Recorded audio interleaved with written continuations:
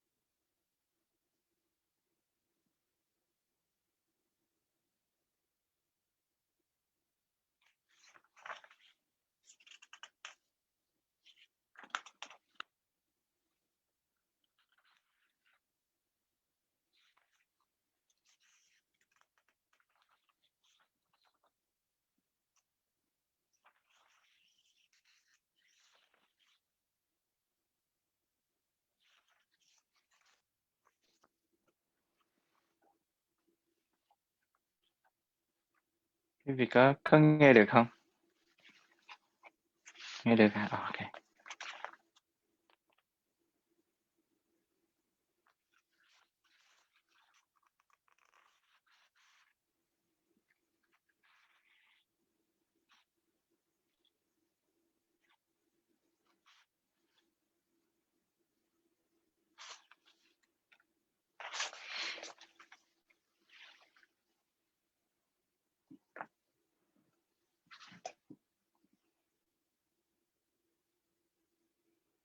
Rồi, chúng ta bắt đầu được chưa? Sao bên Facebook nó bị đứng? Quý vị nào có thể kiểm tra giúp thầy bên Facebook thử cái chương trình phát nó có chạy chưa?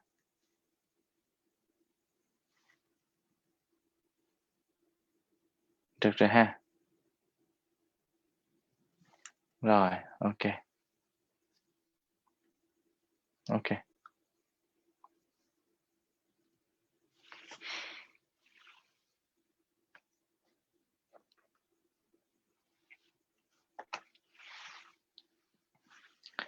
Mời đại chúng ta thở 3 tiếng chuông, rồi sau đó chúng ta sẽ bắt đầu.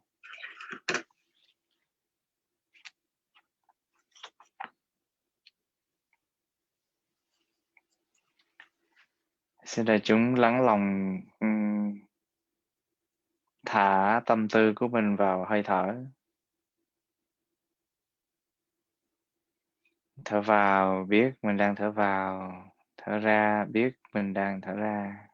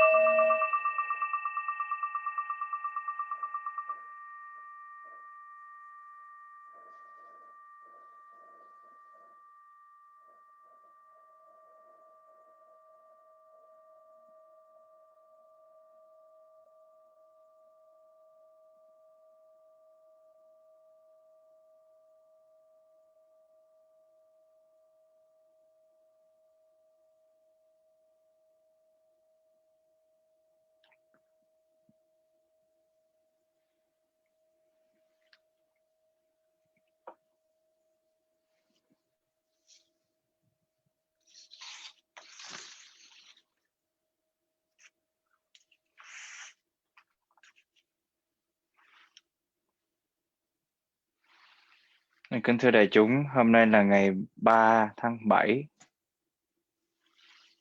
phải không? Thưa đại chúng, hôm nay là ngày 3 tháng 7 năm 2021. Chúng ta đang ở Phật học đường Tâm Kim Cương. Hôm nay chúng ta sẽ học cho nó xong phần cuối cùng của phép 4 phép quán niệm, 4 phép thực tập, 4 cái phạm trù, 4 cái nền tảng để chúng ta thực tập chánh niệm, gọi là tứ niệm xứ. Rồi chúng ta đi vào phần cuối. Quý vị có nghe được thầy mà phải không? Âm thanh tốt mà phải không? Ok. Trước nhất ta sẽ đi đọc vào cái phần văn bản, sau đó thì chúng ta sẽ đi từng phần. Thì để không có mất nhiều thời giờ thì thưa đại chúng, thầy đã tóm tắt cái văn bản kinh này, và đại chúng có trách nhiệm là quý vị phải đọc cái văn bản gốc để quý vị có thể theo kịp và nắm cho nó vững. Hôm trước thì chúng ta đã học về cái tâm. Thì tâm của mình là cái gì? Trên cái về phương diện lý thuyết, đó, thì tâm chính là những cái hoạt động mà nó mang cái tính nhận thức về những cái hoạt động, những cái gì làm đối tượng của nó.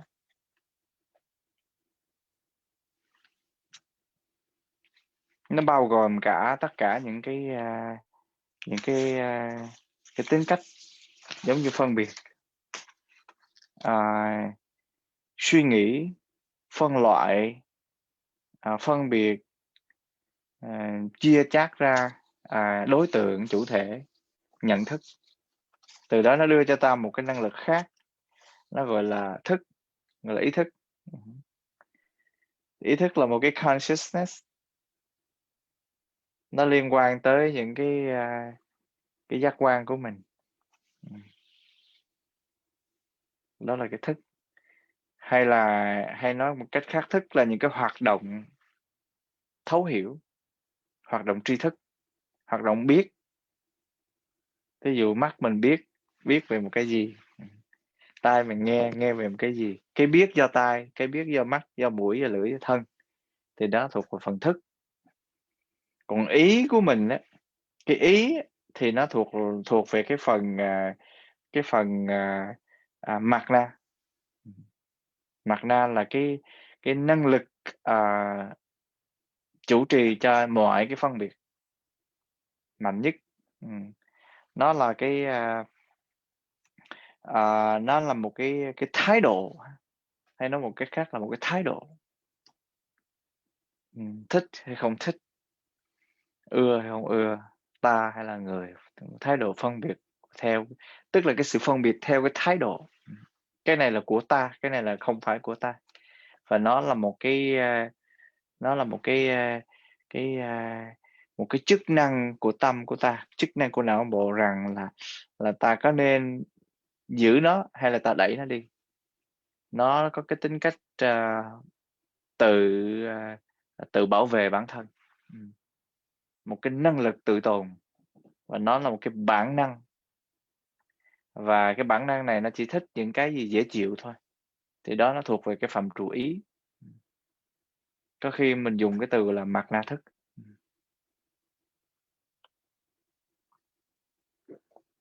Gọi là mạt na thức, vân vân.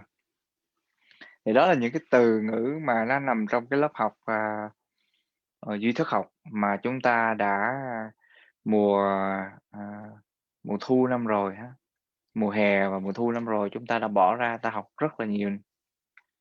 Khoảng tháng 8 năm rồi chúng ta đã học cái lớp duy thức. Thành ra thầy không biết là những cái video đó nó còn ở đâu đó trên YouTube hay không. Chắc còn. Để thầy gửi lại cho đại chúng nếu quý vị nào muốn nghe nó sâu hơn, hoặc là quý vị có thể tham khảo những cái bài giảng của các vị khác. để ta nắm rõ hơn. Nhưng mà tóm lại ở cái mức độ cơ bản ấy, thì quý vị hiểu tâm là một cái gì đó nó mang cái tính tổng hợp, nó gồm cả đối tượng và nó gồm cả cái chủ thể nhận thức, nhận biết, suy đoán, suy lường. Nó là một cái nó là một cái năng lực, là cái năng lực đón nhận. Nó bao gồm cả cái nhận thức của mình, nó bao gồm cả những cái đối tượng nhận thức của mình. Cho nên khi mà ý thức của mình nó đến từ con mắt, tai, mũi, lưỡi, thân, ý đó, thì nó chỉ là một phần thôi. Một phần thì nó phối hợp với cái tâm của ta. Cho nên tâm của ta nó có cái phần gọi là chitta. Nó tiếng Phạn nó gọi là chitta. Cái chữ chitta thì có nghĩa rằng là tư duy nhận biết. Chữ chi. Thành ra cho nên đại chúng nên có cái thời giờ mình nghiên cứu nó kỹ lại một phần này một chút để chúng ta nắm rõ. Thì hôm nay đó,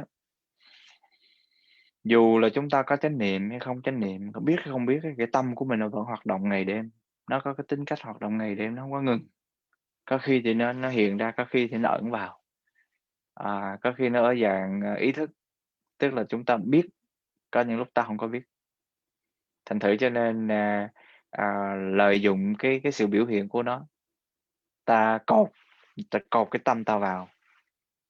Ví dụ như có khi chúng ta biểu hiện giận, hoặc là chúng ta có biểu hiện không giận, thì ta biết rằng cái hạt giống trong cái tâm của ta nó có rất là nhiều cái hạt giống khác nhau.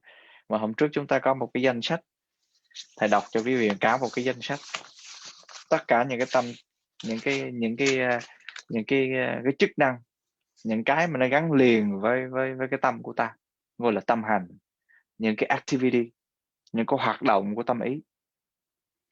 Thì hôm trước là chúng ta đã học rồi, và ta gọi tên từng cái thì cơ bản thì nó chia thành 3 phần: thiện, ác và bất định, tức là không có phân định được. Tạm thời chúng ta chia thành 3 loại ha, 3 loại. Ở cái mức độ nhận thức thì chúng ta chia thành 3 loại: những cái tâm thiện, những cái tâm bất thiện và những cái tâm bất định. Bất định có nghĩa rằng là nó không có phân định được, khi thì nó thiện, khi thì nó ác, tùy vào những cái duyên khác. Tại vì những cái hạt giống á, những cái chủng tử trong tâm của mình á, có khi chúng ta dùng cái hạt giống thì nó khó hiểu. Có khi chúng ta nói rằng cái phẩm chất, cái cư xử của mình á, ví dụ như mình cư xử giận thì đó là cái phẩm chất giận hờn. Rồi thí dụ chúng ta cư xử một cách từ bi thì cái phẩm chất từ bi. Thì thay vì chúng ta dùng cái từ phẩm chất cư xử nó rườm rà quá, ta dùng ngắn gọn lại là cái hạt giống cho nó dễ hiểu ha. Quý vị có nắm không? Nó đơn giản là vậy. Tại vì danh từ nó hơi rắc rối như vậy. Cái phẩm chất cư xử của đời ta thì nó gọi là hạt giống. Có khi ta đối xử bằng cái phẩm chất giận hờn, ta đối xử bằng cái phẩm chất bất an, ta đối xử bằng cái phẩm chất nghi ngờ, hối hận, buồn tủi, đau khổ. Hay là chúng ta niềm vui, hoan hỷ, trí tuệ, thì đó là những cái phẩm chất, cái tâm thức của mình, phẩm chất cái tâm của ta. Vì vậy cho nên chúng ta dễ mường tượng ha. Nói như vậy để chúng ta dễ mường tượng khi ta dùng cái từ hạt giống. Thì trong tâm thức của ta nó có rất là nhiều cái hạt giống khác nhau trong tàng thức của mình. Nó chứa đựng rất nhiều những cái phẩm chất khác nhau. Thành ra cái việc quan trọng ăn thua là mình làm cho những cái phẩm chất nào được đưa lên, được xuất hiện thường xuyên trong đời mình. Thì thông thường thí dụ như những hạt giống thiện lành, thí dụ như là niềm tin vào chánh pháp, rồi biết tự xấu hổ để mình thay đổi, là vô tham, vô si, vô sân, cần mẫn, khinh an, bất phóng dật, hành xả bất hại, vô úy, không sợ hãi, không có ưu tư, kiên trì, nhẫn nhục, từ bi, hỷ xả, khiêm cung, an lạc, thanh lương, tự tại, vân vân. Đó là những cái năng lực, những cái phẩm chất để tạm gọi là những hạt giống. Quý vị nắm hả? Do vậy, cho nên là những cái hạt giống đó dù ta biết hay không biết thì nó vẫn có mặt ở đó. Thế nên cho nên là Đức Thế Tôn mới chế ra một cái pháp thực tập. Đó là nhận diện sự có mặt của nó, nhận diện sự ẩn tàng của nó. Để làm gì? Để chúng ta biết được sự vận hành của nó. Mà khi biết được cái chuyện đi đến của cái tâm mình á, thì mình có cái quyền lựa chọn những cái phẩm chất nào cho đời ta. Quý vị hiểu theo kịp không? Đó là cái lý do tại sao chúng ta bỏ nhiều thời giờ để chúng ta phân tích, chúng ta tìm những cái bài học để chúng ta, một là ta chuyển hóa những cái hạt giống tiêu cực, tức là bất thiện, hai là ta nuôi dưỡng những hạt giống tốt đẹp. Đó là hai cái lý do mà ta làm việc. Do vậy cho nên chúng ta học xong cái kinh 4 lĩnh vực quán niệm này, tứ niệm xứ này, chúng ta có vô cùng là đầy đủ những cái phương tiện để chúng ta tu tập. Thì thầy khuyên là chúng nên lấy một bài tập để ra thực tập, và có khi thực tập một đời một bài cũng được. Tại vì trên nguyên tắc á, khi chúng ta thực tập có định, có tuệ, có niệm một cách sâu sắc một bài á, thì những cái bài khác nó thành tựu theo. Ví dụ như chúng ta lấy ra một cái phép thực tập quán niệm nhận biết, tức là nâng cao phẩm chất chánh niệm. Chánh niệm là một phần của thất giác chi, tức là một con người giác ngộ nó có 7 cái thành phần, gọi là thất giác chi, thì bữa nay chúng ta sẽ học. Thì chánh niệm là một phần, thì chúng ta có thể lấy cái chánh niệm ta nuôi thôi.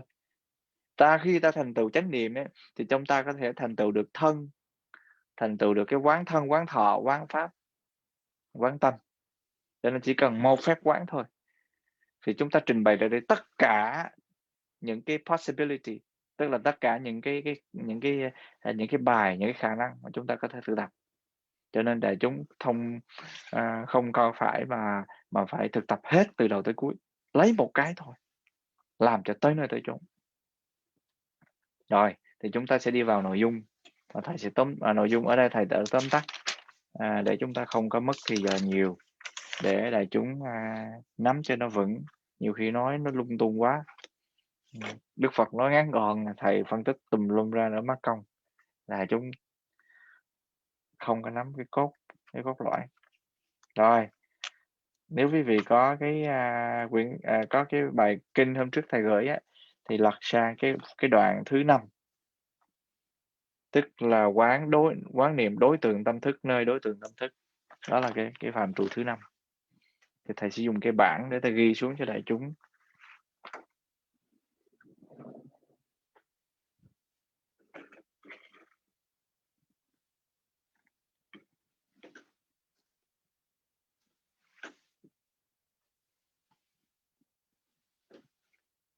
Rồi thì chúng có rõ cái bảng mà phải không?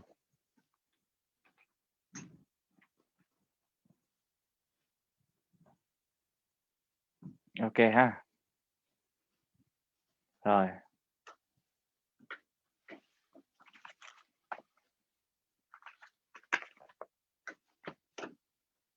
Đoạn thứ 5. Này các vị các sĩ an trú trong phép quán niệm đối tượng tâm thức nơi đối tượng tâm thức như thế nào? Tức là quán niệm phép thứ tư, tức là quán tức là nhìn thấy đối tượng tâm thức.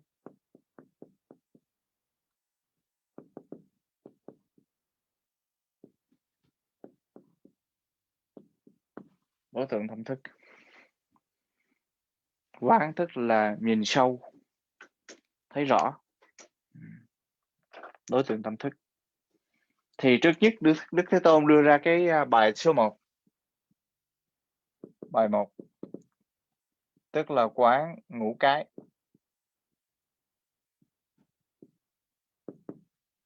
Ngũ cái thì nghe nó, quý vị không có nghe quen.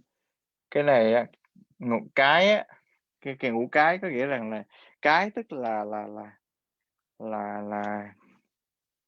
nó che lên, nó đậy xuống, nó trùm lại ha. Tiếng cái chữ cái ha, trói buộc,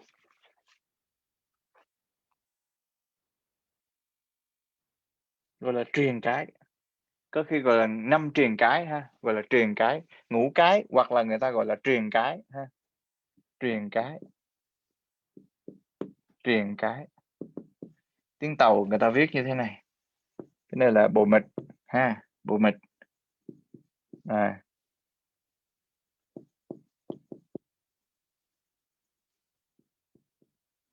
Gọi là truyền, cái này là cái.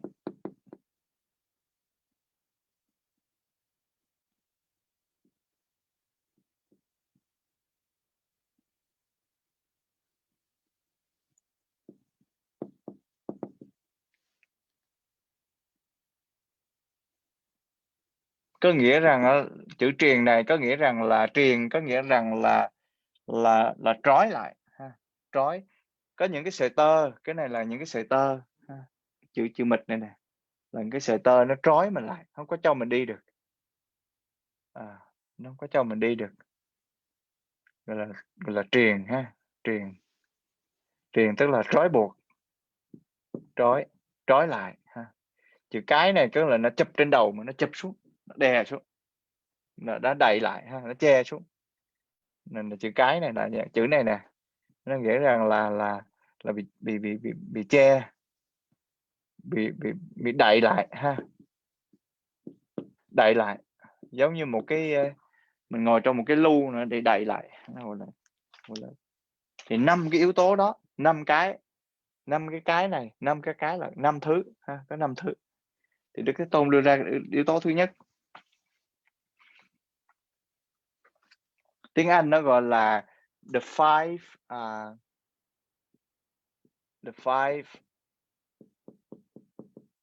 hindrance.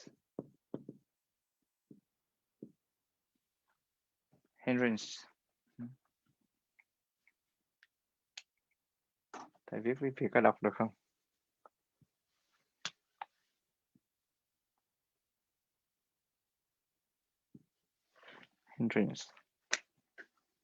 Hindrance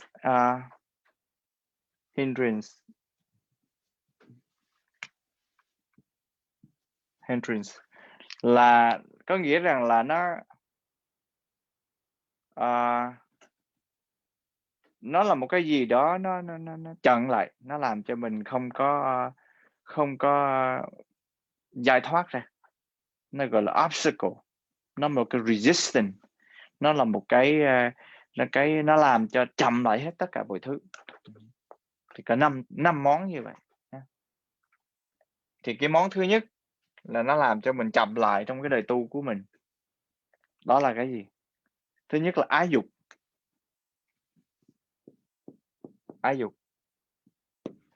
Ái dục gọi là, tiếng Anh nó gọi là sensual desire.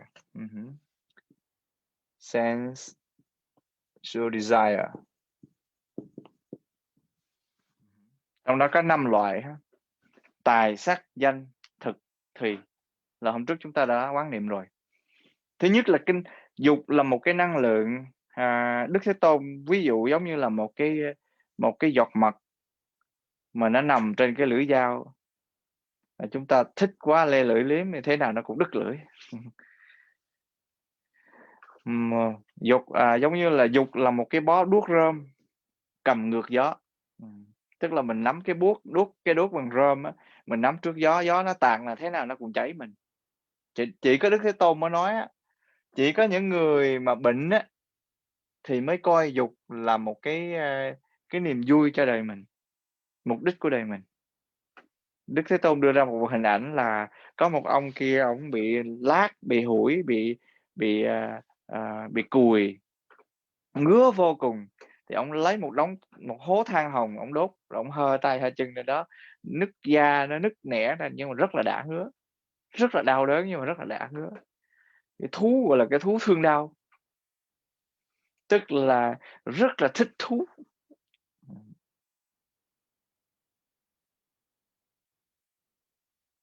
Ông Vũ Thành An có cái bài gì mà ta lần mò leo mãi không qua được vách sầu. Tức là nó là một cái bức ngăn, nhưng mà ta cứ lao, cứ bò qua hoài mà qua không được. Ta tìm một tiếng đau, ta tìm một tiếng yêu, nhưng thấy toàn là sầu đau. Đó là cái lời một nhạc sĩ thống thiết, thấy được cái sự ái dục nó không có đem lại cái hạnh phúc thiệt. nó rất là nguy hiểm, tức là nó thỏa mãn cái cơn đã lúc đó thôi, chứ nó không bao giờ hết. Nó giống như một tô nước muối mình uống hoài nó không hết. Do vậy cho nên chúng ta rơi vào cái tình trạng ái dục. Thì cái ái dục này á, Đức Thế Tôn đang nói tới về những cái sensual thôi. Sensual tức là những cái sensory, những cái cái thức giác quan của mình, mắt. Thí dụ mắt của mình thấy hình sắc mình khoái, mình thấy cái bông hoa đẹp mình khoái, mình muốn chụp lấy, mình muốn chiếm hữu lấy, hoặc là mình thấy con người dễ thương mình muốn chiếm hữu lấy. Rồi lỗ tai cũng vậy, mình nghe có những lời đường mật mình thích, mình chạy theo thì cũng chết. Lúc đó nó sảng khoái lúc đó, nhưng mà sẽ chết chắc. Hoặc là mình ăn mà có cảm giác nó đã, nhưng rồi thế nào cũng chết, thế nào cũng tiêu. Do vậy cho nên cái chuyện ăn của Đức Thế Tôn á, chuyện ăn Đức Thế Tôn dạy á, là mình ăn chút xíu vừa phải, đủ để nuôi dưỡng thôi, chứ không phải ăn tại vì cái thèm muốn. Tức là lưỡi, mũi cũng vậy, mình thích cái mùi hương này, thích cái mùi hương kia, mình thích cái mùi dầu thơm này, dầu thơm kia, thấy không? Loại này, loại kia, loại nọ, mở cái tủ dầu thơm của mình ra, nó nhiều hơn là những chai nước tương, nhưng mà chai nước tương nó không có hấp dẫn bằng những chai dầu thơm. Nào là cái gì Chanel, nào là cái gì nữa, Tommy Bahama, rồi cái gì nữa, Tom Ford, rồi cái gì nữa, rồi cái gì, loại gì nữa, Scorpion, rồi cái gì nữa, đủ loại hết, phải không? Hàng ngàn hàng ngàn loại khác nhau, là chúng ta rơi vào cái tình trạng kẹt vào cái mũi, lưỡi, thân và ý. Ý ta cũng rất là thích, chỉ thích những cái mà ta thỏa mãn cái ý của mình thôi, ai nói mà ngược lại thì ta không thích. Ừm, và chúng ta bị nô lệ. Do vậy cho nên á, cái, cái sự trói buộc, ngăn che, 5 cái ngăn che ha, trong cái sách này gọi là dịch là 5 hiện tượng ngăn che, tức là 5 yếu tố ngăn che, 5 yếu tố ngăn che. Tức là nó che mình lại, nó hổng có cho mình phát triển cái con đường tu tập. Nếu mà chúng ta rơi vào cái tình trạng này rồi thì ta hông có tu tập được. Đức Thế Tôn nói như vậy. Ví dụ một người xuất gia, nếu mà chúng ta dính vào cái chuyện này rồi thì khó mà có thể tiến bộ được, rất khó. Hứm. Tại đó là một sự thách thức. Cho nên chúng ta trong cái giới tu sĩ chúng ta có những cái phương pháp, những người tu thì chúng ta có những cái phương pháp ứng xử với cái năng lượng này. À, tại vì chúng ta không thể tiêu diệt nó được, tại vì ta tiêu diệt nó thì có nghĩa là ta tiêu diệt đời ta. Thì cái chữ ái dục này nó xuất phát từ cái sở thích, thì nếu mà chúng ta giỏi thì ta biến cái năng lượng này thành cái loại năng lượng từ bi. Antidote của nó, tức là cái dose ngược lại á, cái đối nghịch của nó đó, cái thuốc mà đối trị nó thì bằng là từ bi quán, là từ bi. Mà muốn được từ bi á, thì chúng ta phải thấy được cái thấy gọi là vô phân biệt. Thấy con người là con người, chứ ta không thể thấy là con người này là ta thích, con người kia ta ghét, thì đó nó chưa phải từ bi. Cái đó nó vẫn còn có sự phân biệt, ta làm theo cái sở thích ta thôi, sở thích thì nó vẫn còn nằm ở đây, dục thôi, chỉ sự ham muốn thôi. Thí dụ ta thương cái con người dễ thương là chuyện bình thường, nhưng ta thương được luôn những người mà ta căm thù, thì đó mới là cái quá trình tu tập. Thì cố nhiên là hận thù không thể nào diệt được hận thù, nó chỉ chồng chất thôi. Đó là lời Đức Thế Tôn dạy. Do vậy, cho nên là đối lại với cái năng lượng ái dục này, cả hai nó đều là cái nền tảng của cái sự yêu thương. Ái dục và từ bi đều là xuất phát từ yêu thương cả. Nhưng mà một cái thì nó có trí tuệ, cái này nó hông cái này nó có trí tuệ, cái này nó lại không có trí tuệ. Nó xuất phát từ cái nền tảng vậy đó, thành ra nó không có trí tuệ. Do vậy cho nên nó có tính cách ràng buộc, che đậy, nó có tính cách trói buộc mình, nó làm cho cái năng lực tu tập của mình càng ngày càng yếu đi, càng ngày càng mệt mỏi. Và chắc chắn như vậy, rơi vào cái tình trạng ta tìm những cái tiền tài, sắc dục, rồi danh vọng, địa vị, khen chê, vân vân, là những cái nếu chúng ta đi vào những cái sảng khoái đó, người ta khen mình thì mình rất là khoái, người ta chê mình thì mình đau đớn vô cùng, mình thấy bị xúc phạm, thì đó là sự vô minh. Tại vì mình hông phải vậy, ta hông phải là cái năng lượng này, ta đích thị là này, nhưng mà ta quên, ta để cho cái ý thức của ta cái nó che lấy, nó che khuất, do vậy cho nên nó cản trở. Thì cái đây là một đối tượng. Thí dụ như khi ta có, người ta khen mình cảm thấy khoái, tôi sẽ nhận biết ngay, ta đang có một cái dục, ta có một cái ái dục nó đang có trong ta, nó đang hình thành, nó đang hình thành, nó đang sinh khởi. Rồi từ từ nếu nó hết, nó đang biến mất, nó đang biến mất, nó đang biến mất, nó đang biến mất. Thì đó là cái năng lượng đầu tiên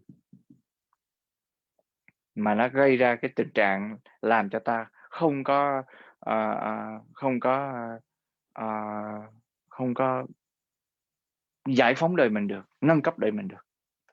Cái vùng năng thí dụ trong cái kinh này, khi có ái dục, vị ấy ý thức rằng tâm ta có ái dục. Đức Phật dạy vậy thôi, không có cần phải tạo thành một cái xung lực, đè nén, không có cái chuyện đó, không có làm cái chuyện đó. Chỉ nhận biết khi có ái dục, tâm ta có ái dục, biết thôi, biết và theo sát nó thì nó sẽ thành tựu. Có nghĩa lúc này ta không còn để ý tới cái chuyện gì khác hơn ngoài cái chuyện nhận biết sự có mặt của ái dục. Rồi Đức Thế Tôn nói làm sao? Khi tâm mình không có ái dục, ta biết ta không có ái dục.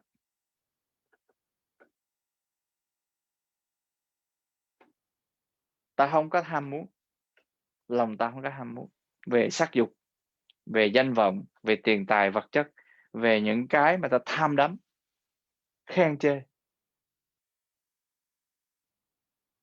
Thì tự nhiên lòng ta lúc bấy giờ lòng ta không phải là cái này nữa, mà ta chỉ là cái năng lực nhận biết. Và chúng ta đã định nghĩa tâm ta lúc bấy giờ, ta là cái năng lực nhận biết, ta là cái năng lượng chánh niệm, ta là một cái vùng ánh sáng rọi vào cái kho hàng của mình, có đầy đủ các loại. Ta biết hết, đây là vải, đây là lụa, đây là, lụa Hà Đông, đây là lụa Hà Tây, thấy hông? Đây là lụa Sài Gòn, đây là lụa Thái Tuấn, biết hết, không có cái gì không biết hết. Thì có như vậy thì chúng ta mới có cái năng lực, phát triển. Thì Đức Thế Tôn dạy như thế. Và Đức Thế Tôn cũng dạy thêm là khi ái dục chưa sinh, ta thấy nó từ những cái hạt giống trong tâm của mình. Khi có ái dục nó chưa có sinh, ta biết rằng trong tâm ta có hạt giống ái dục. Nay bắt đầu sanh khởi, bắt đầu thấy nó nổi lên. Tự nhiên ta có một hạt giống ái dục.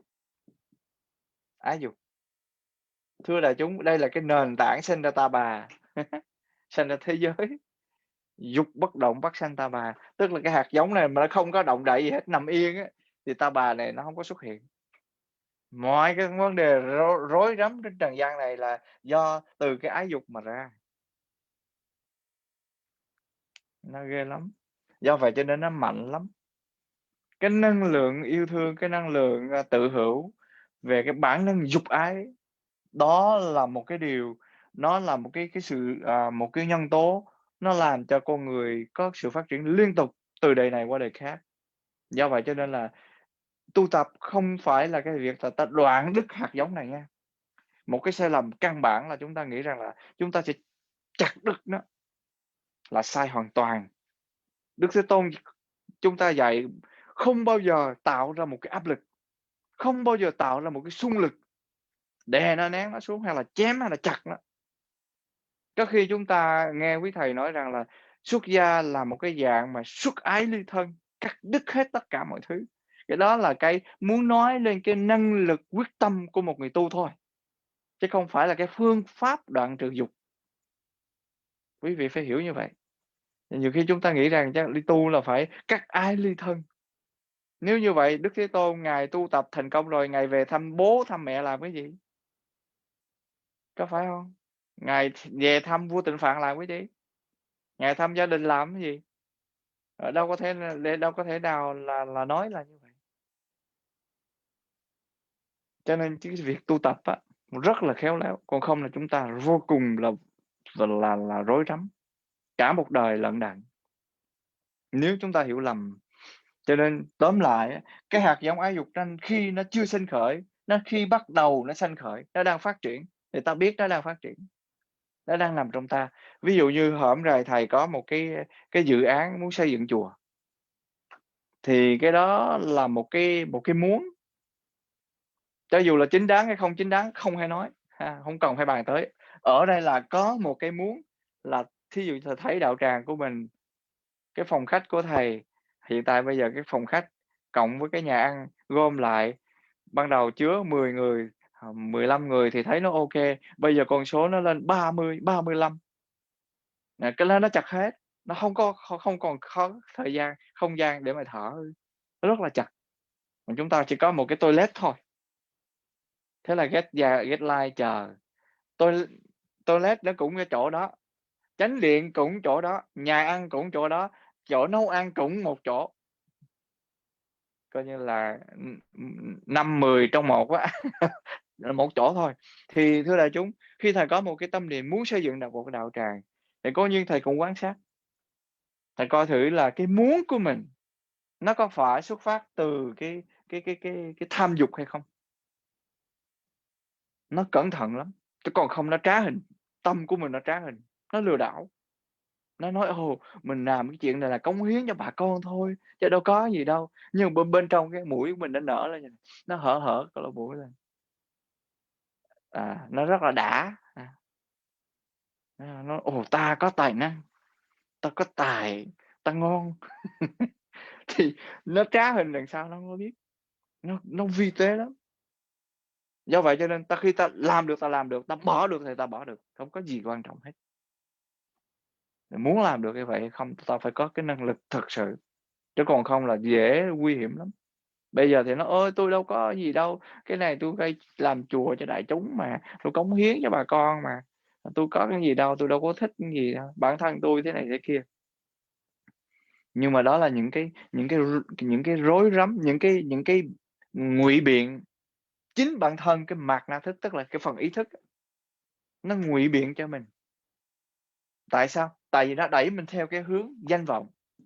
Dục là một cái danh vọng, một cái sở thích, được người ta tán thưởng mình, được người ta tung hô mình, được người ta vạn tuế tung hô mình, cho nên ta vô cùng là hưng phấn.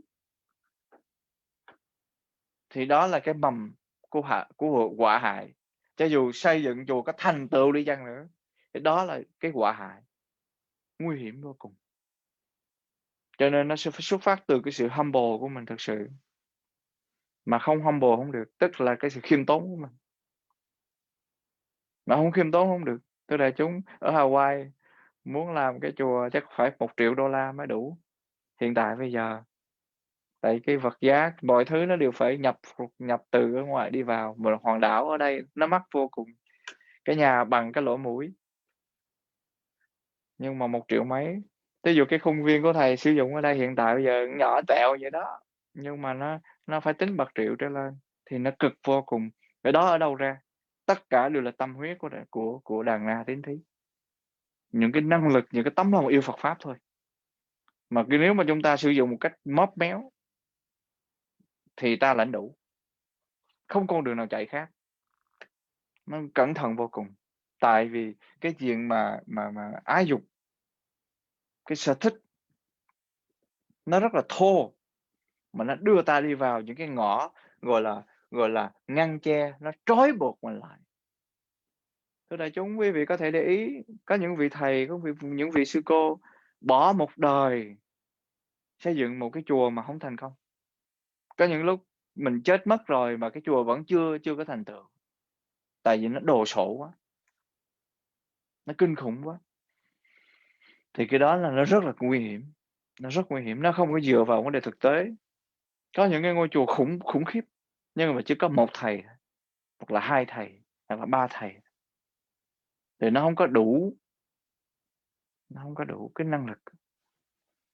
Mình hông thể nào chuyển hóa được cái cục đất kia mà trở thành, cái năng lượng tươi mát được.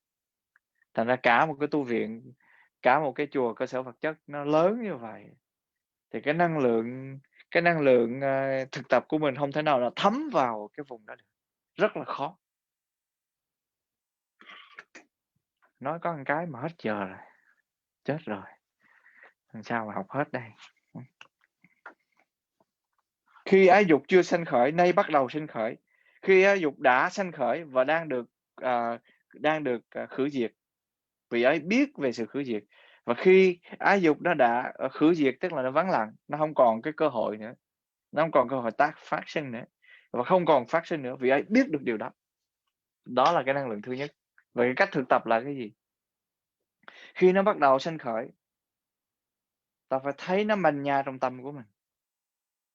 Ví dụ như có một người nói một câu vô cùng là vô ơn bội nghĩa, tự nhiên trong lòng ta nó nóng giận, lửa trong lòng ta nó đang sôi sục. Mà nếu ta tu được giỏi thì ta biết được nó bắt đầu hình thành, nó đang sôi sục, thì lúc đó chúng ta tốt nhất là quay về hơi thở của mình. Thở vào, tôi thấy có một cái cảm giác sôi sục nó đang nổi lên. Rồi thở ra tôi biết, thở vào tôi biết. Và nếu mà chúng ta à, nó đủ mạnh á, có những cái hạt, nếu mà chúng ta tu tập giỏi á, thì chỉ cần nhận diện chỗ đó thôi là tự nhiên nó mất rồi. Nhưng mà nếu ta chưa giỏi á, thì nó vẫn cứ đi lên, nó vẫn cứ đi lên, và nó đang ngự trị mình. Mình thở vào mình biết tôi đang có một cái cảm giác được bị người ta bội bạc. Thở ra tôi cảm thấy rất là khó chịu. Thì ta biết, và ta biết. Rồi từ từ ta biết với nó thôi, đừng có suy nghĩ gì khác hơn. Rồi thở ra, rồi thở vào, ta nhận biết nó, rồi nó đang tồn tại. Đặc biệt cái khi mà chúng ta nhận biết và bám sát nó thì tự nhiên nó lắng dịu một cách rất là nhanh chóng. Và tiếp tục duy trì như vậy, thì tự nhiên cái lòng của ta nó tươi mát ra. Và có như là chúng ta có cái hạt giống từ bi nó nằm ở dưới này nữa, thì chúng ta mời gọi hạt giống thương yêu nó xuất hiện. Nó thương yêu thì nó dựa trên nền tảng thấu hiểu. Mình biết rằng người kia vô minh, mình biết được người kia không có được may mắn, hay là không có được tu tập, hay là không có được thấu hiểu. Do vậy cho nên người ta có thể nói những lời có thể tổn thương, hay nói những lời nó có tính cách không có từ bi, hay là nói những lời có tính cách không có biết ơn, một cách vô ơn bội nghĩa, vân vân. Thì tự nhiên mình thấu hiểu được điều đó thì ta buông bỏ được. Chỉ có từ bi mới hạ nhiệt được thôi. Cho nên khi mà ái dục nó đã không hình thành được, khi ái dục mà nó đã hình thành rồi đó, nó hình thành trong người của mình rồi ấy, thì nó đi kèm với cái gì nữa? Đó là cái sự sân hận.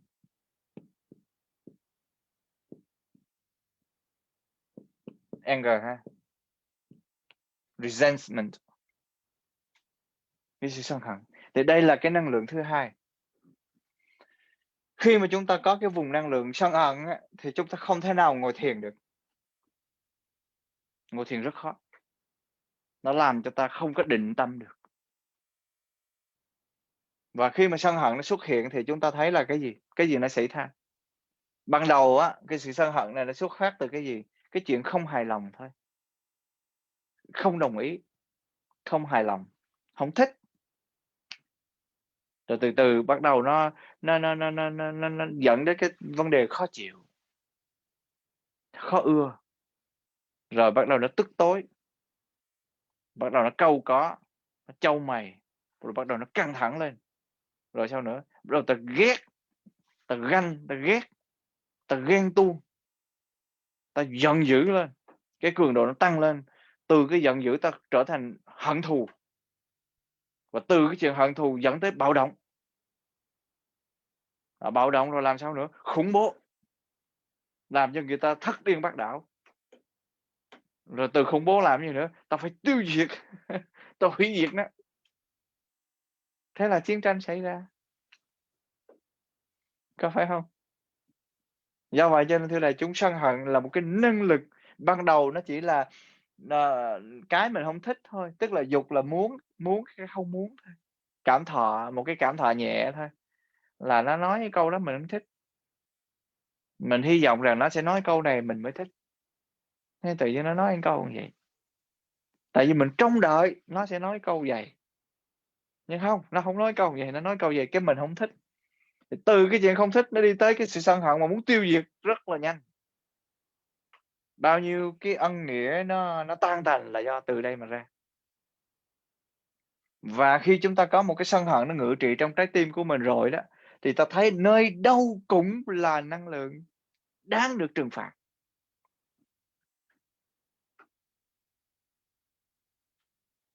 đáng bị trừng phạt, đáng bị tiêu diệt.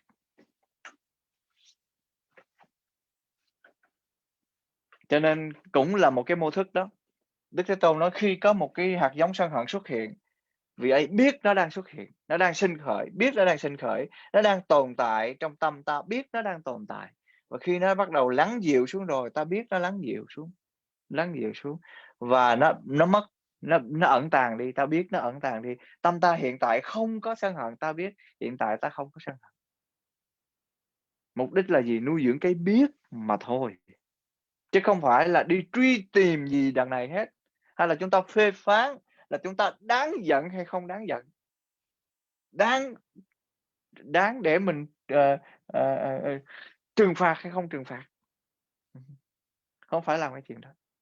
Cho nên cái việc con người mà cái việc thông minh á, là cái con người chặn đứng lại cơn giận của mình, đó là con người thông minh. Mục đích để làm chi? Để làm ta an lắng ráng dịu xuống. Ta muốn được an là chúng ta phải, à, à, à, phải để cho cái cơn giận của mình nó đi chỗ khác, nó lắng dịu xuống thì nó mới an được. Rồi nếu chúng ta không làm được chuyện này thì ta không có làm được. Cho nên khi có cái năng lượng ái dục nó xuất hiện trong đầu của mình mà mình không đạt được cái mục đích, thí dụ chúng ta nghe cái mùi hương thơm quá mà ta không có đạt được mục đích thì ta không có thích. Rồi từ không thích, không hài lòng dẫn đến là giận hờn, ghen tức, buồn tức, rồi tức tối, bức bối, căng thẳng, rồi cuối cùng là dẫn đến cái chuyện là dồn nén lâu ngày bung ra một cái tiêu diệt.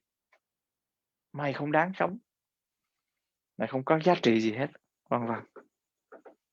Cho nên là trong tất cả những cái cuộc chiến tranh nó xuất phát từ đây. Cái dục của mình không được thỏa mãn, sở thích của mình không được thỏa mãn, dẫn đến cái chuyện sân hận rất gần gũi. Cho nên cái tụi này nó chơi với nhau nó là một chùm, nó là bạn bè thân hữu với nhau, đó là sân hận. Thành thử cho nên ở đây Đức Thế Tôn dạy rất là kỹ. Khi có một cái niềm sân hận xuất hiện ta biết, khi nó mất ta biết. Mà do đâu? Do đâu? Thì Đức Thế Tôn có cái đưa ra hai cái yếu tố khác. Số 3, hai yếu tố khác là mê muội và buồn ngủ. Mê muội và buồn ngủ. Cái tình trạng mê muội tức là cái tình trạng si mê. Cái tình trạng hôn trầm. Hôn trầm tức là lờ đờ, mệt mỏi, dã rời, không muốn làm gì hết. Cái tâm trạng buồn ngủ, cái tâm trạng chán nản, cái tâm trạng bi quan, rồi chán nản, rồi cái tâm trạng không muốn gì hết, lờ đờ. Thì nó lại đây là hai cái danh từ buồn ngủ. Mê ngủ, ngủ là cái trạng thái không có tỉnh táo. Nó có danh từ là hôn trầm, thụy miên. Thụy miên tức là cứ lờ đờ vậy đó. Cho nên trong cái văn học Việt Nam, ở trong cái trong cái nền văn nghệ Việt Nam có một ông nhạc sĩ tên là Ngô Thụy Miên. Tức là ông lấy cái họ của ông lấy cái chữ Thụy Miên, tức là cái dòng nhạc của ông là cái dòng nhạc ru ngủ, cái dòng nhạc mà làm cho người ta lờ đờ thả theo mây khói vậy đó. Và thanh niên mới lớn lên họ rất là thích, nhất là những anh chàng thất tình, để cái tâm của ảnh lờ đờ vậy. Nó vô định.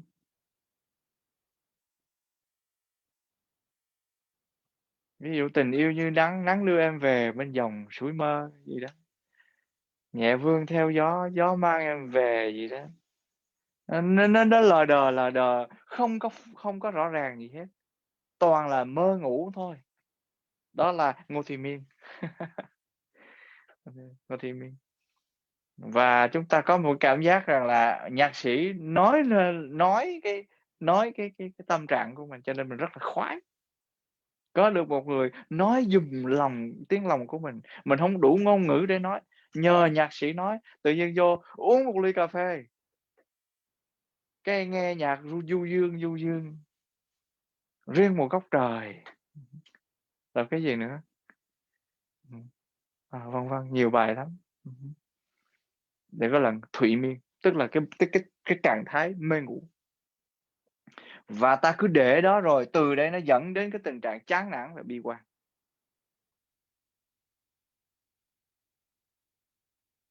Và khi mà chúng ta mất định hướng thì chúng ta không biết làm gì hết. Ta thấy đời vô nghĩa, rồi nó dẫn đến nghiện ngập, mệt mỏi, buồn chán, dã rời. Thì khi con người ta có cái năng lượng này, tại vì sau khi mà sân hận, mê muội không đáp cái dục của mình không được đáp ứng thì dẫn đến sân hận. Mà hận một hồi á, thì có một cái chất nó gọi là cortisol. Cái chất này là cái chất nó làm cho cái não của mình tê tê liệt liệt. Hồi xưa mình còn tỉnh táo ha, thì mình rất là oanh oanh liệt liệt ha. Bây giờ oanh đi liệt ở lại, thường nó vậy. Thường là nó nó hông còn là oanh oanh liệt liệt nữa, mà bây giờ nó biến thành cái trạng thái tê tê liệt liệt, chứ nó hông còn oanh liệt nữa.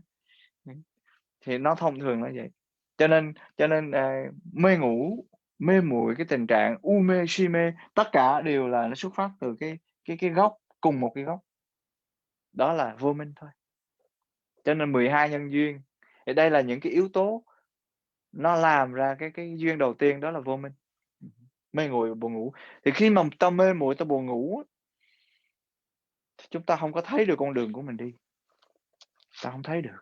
Mà thiền quán á, thì nó đối trị, nó đi ngược lại con đường này. Lúc nào tâm của ta nó cũng phải bừng sáng mới được. Bừng sáng là chánh niệm, thấy rõ. Thì ở đây Đức Thế Tôn không có chủ trương là triệt hạ nó. Đức Thế Tôn chỉ dạy chúng ta là nhận biết nó đang có mặt. Mà lạ lắm, đây là những cái tên trộm thứ thiệt, tới lấy của mình không biết bao nhiêu thì giờ, có phải hông? Bây giờ hãy hãy tính cái chuyện ngủ của mình đi, một đời người ta ngủ bao nhiêu phần trăm? Trung bình một ngày ta ngủ 5 tiếng đồng hồ hay 6 tiếng đồng hồ, ví dụ như vậy, thì một đời người ta có bao nhiêu năm, bao nhiêu tháng? Một năm có 365 ngày nhân cho bao nhiêu? Một ngày chúng ta ngủ 8 tiếng thì nhân lên là bao nhiêu? Ha, là một phép toán, 365 ngày ha. Đó, một ngày như vậy thì ta có 8 tiếng, 8 tiếng đồng hồ, người ta nhân lên một ngày là bao nhiêu? Bao nhiêu tiếng? Bao nhiêu bao nhiêu bao nhiêu tiếng đồng hồ? Một năm ta ngủ bao nhiêu? Rồi lấy một năm này ta nhân lên ta "Em ơi có bao nhiêu? 60 năm cuộc đời đi." 60 năm là ít đó, bây giờ là 80 năm. Thí dụ chúng ta lấy con số trung bình 80 tuổi, ta 80 tuổi ta nhân với con số này, ta ra bao nhiêu ngày một đời người, nhân với con số ngủ này nè. Thế là chúng ta ngủ nhiều lắm á. Ở bên Tây người ta ngủ trưa nữa. Cái này chúng lúc người ta sống bên Pháp thôi. Có những lúc đi buổi trưa là mấy cửa hàng đóng cửa, họ làm gì? Ngủ trưa, sướng hông? Việt Nam ta cũng như thế. Trưa trưa là thấy các cái quầy hàng là thấy đóng cửa rồi đó. Thấy nhân viên nó trải chiếu sau cái bàn làm việc nó ngồi nó ngủ. 1:30 mới sau ngoài giờ ngồi dậy, lò mò dậy, chải chuốt rồi trút đỉnh lại mới làm việc tiếp. Thì thôi đại chúng ta ngủ biết bao nhiêu. Rồi cái chuyện ăn, xuất phát từ chuyện ăn, cho nên là nhất ăn, nhì mặc, ba là ngủ. Ăn, mặc, ngủ là 3 cái món mà ở cái xứ Hawaii này, rất là thịnh hành, tại người ta tới người ta ăn chơi rồi ta đi ngủ. Vậy thôi, phải hông? Ăn, mặc, ngủ, 3 cái chuyện lớn. Cho nên là tam thường bất túc, những cái ăn, cái mặc, cái ở, vân vân, đó là những cái mà thầy tu của mình, người tu thì vừa đủ thôi, không có tốn thì nhiều thời giờ. Tóm lại, chúng ta ngủ là một cái trạng thái nó làm mình lờ đờ. Có khi chúng ta thức nhưng mà vẫn ngủ. Chúng ta đừng có nghĩ ngủ là chỉ có nhắm mắt ngáy khò khò, ngáy cho khang tiếng đâu. Có khi ta hả, thức đó, nhưng mà ta cứ du dương để cái lòng ta lờ đờ, bồng bềnh, đó cũng là ngủ. Gọi là miên, miên là mơ mơ, thủy miên, tức là lờ đờ. Người ta cũng như vậy.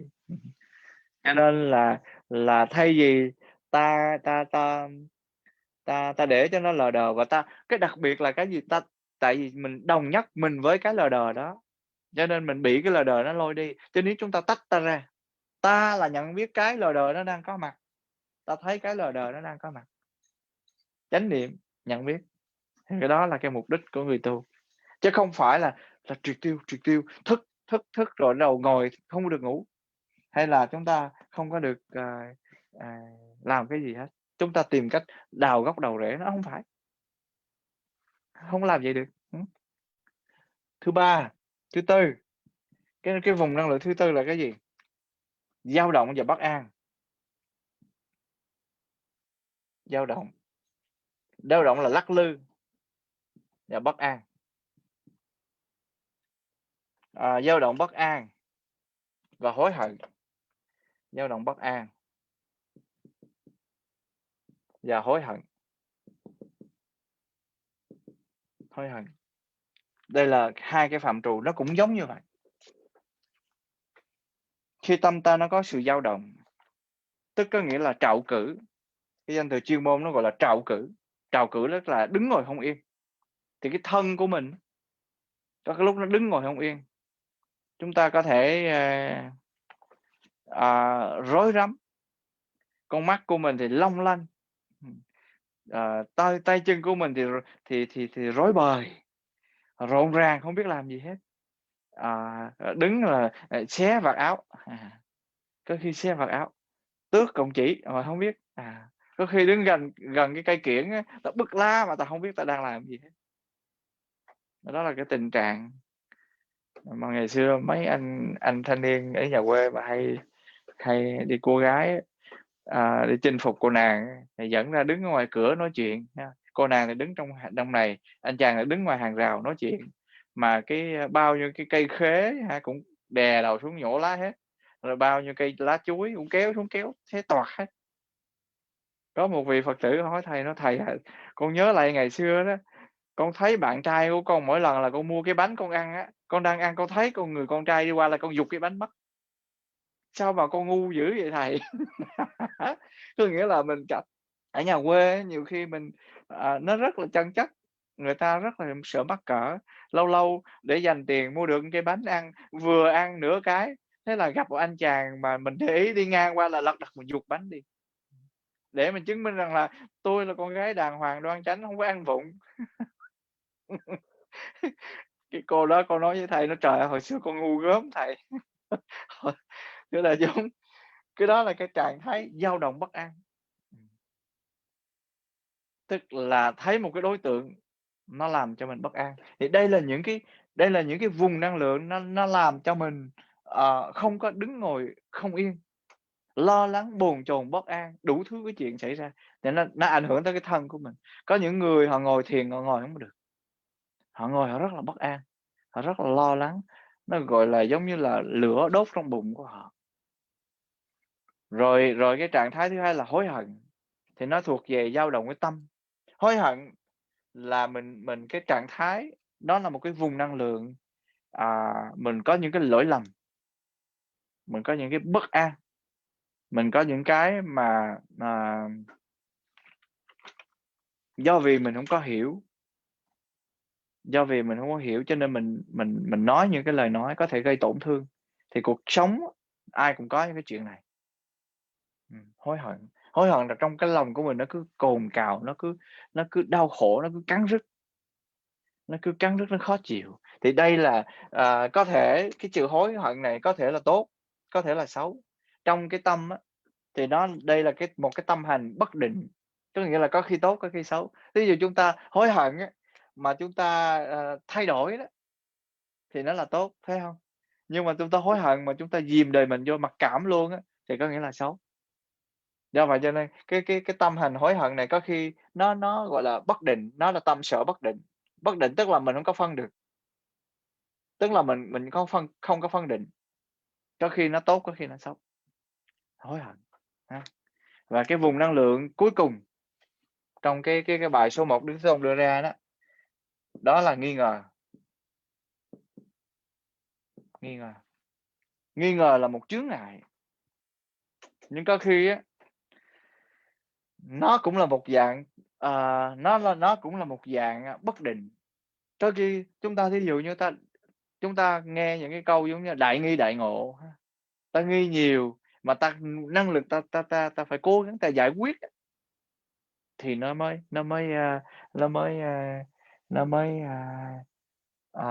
nó đưa đến kết quả tốt. Còn nếu mà chúng ta nghi ngờ, cái gì cũng nghi ngờ, không biết là cái pháp môn tu này nó có hiệu quả không? Không biết là có tốn thời giờ hay không? Đức Phật nói như vậy có đúng hay không? Chúng ta không có niềm tin, do vậy cho nên không có thể nào mà ngồi thiền định được. Thì đây là 5 cái yếu tố, nó gọi là 5 cái truyền cái mà Đức Thế Tôn dạy rất nhiều kinh, 5 cái đối tượng làm cho cái tâm của ta nó rối bời. Đây là 5 cái đối tượng nó chụp mũ, nó đè đầu ta xuống, làm cho đời ta không có đi lên được, không có ngóc lên được.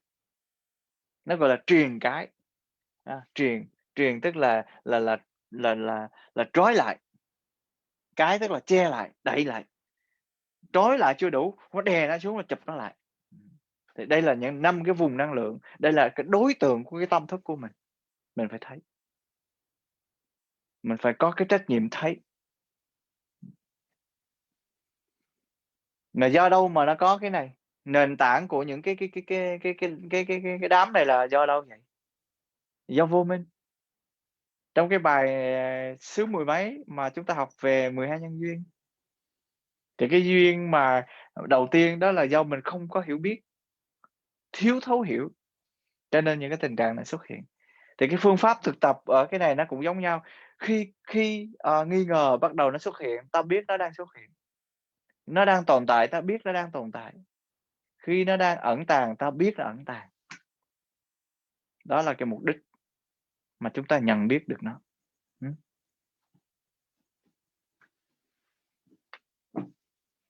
Chết rồi, thầy nghĩ là một một 5 bài bữa nay luôn, mà nói một bài cái nó hết giờ mất.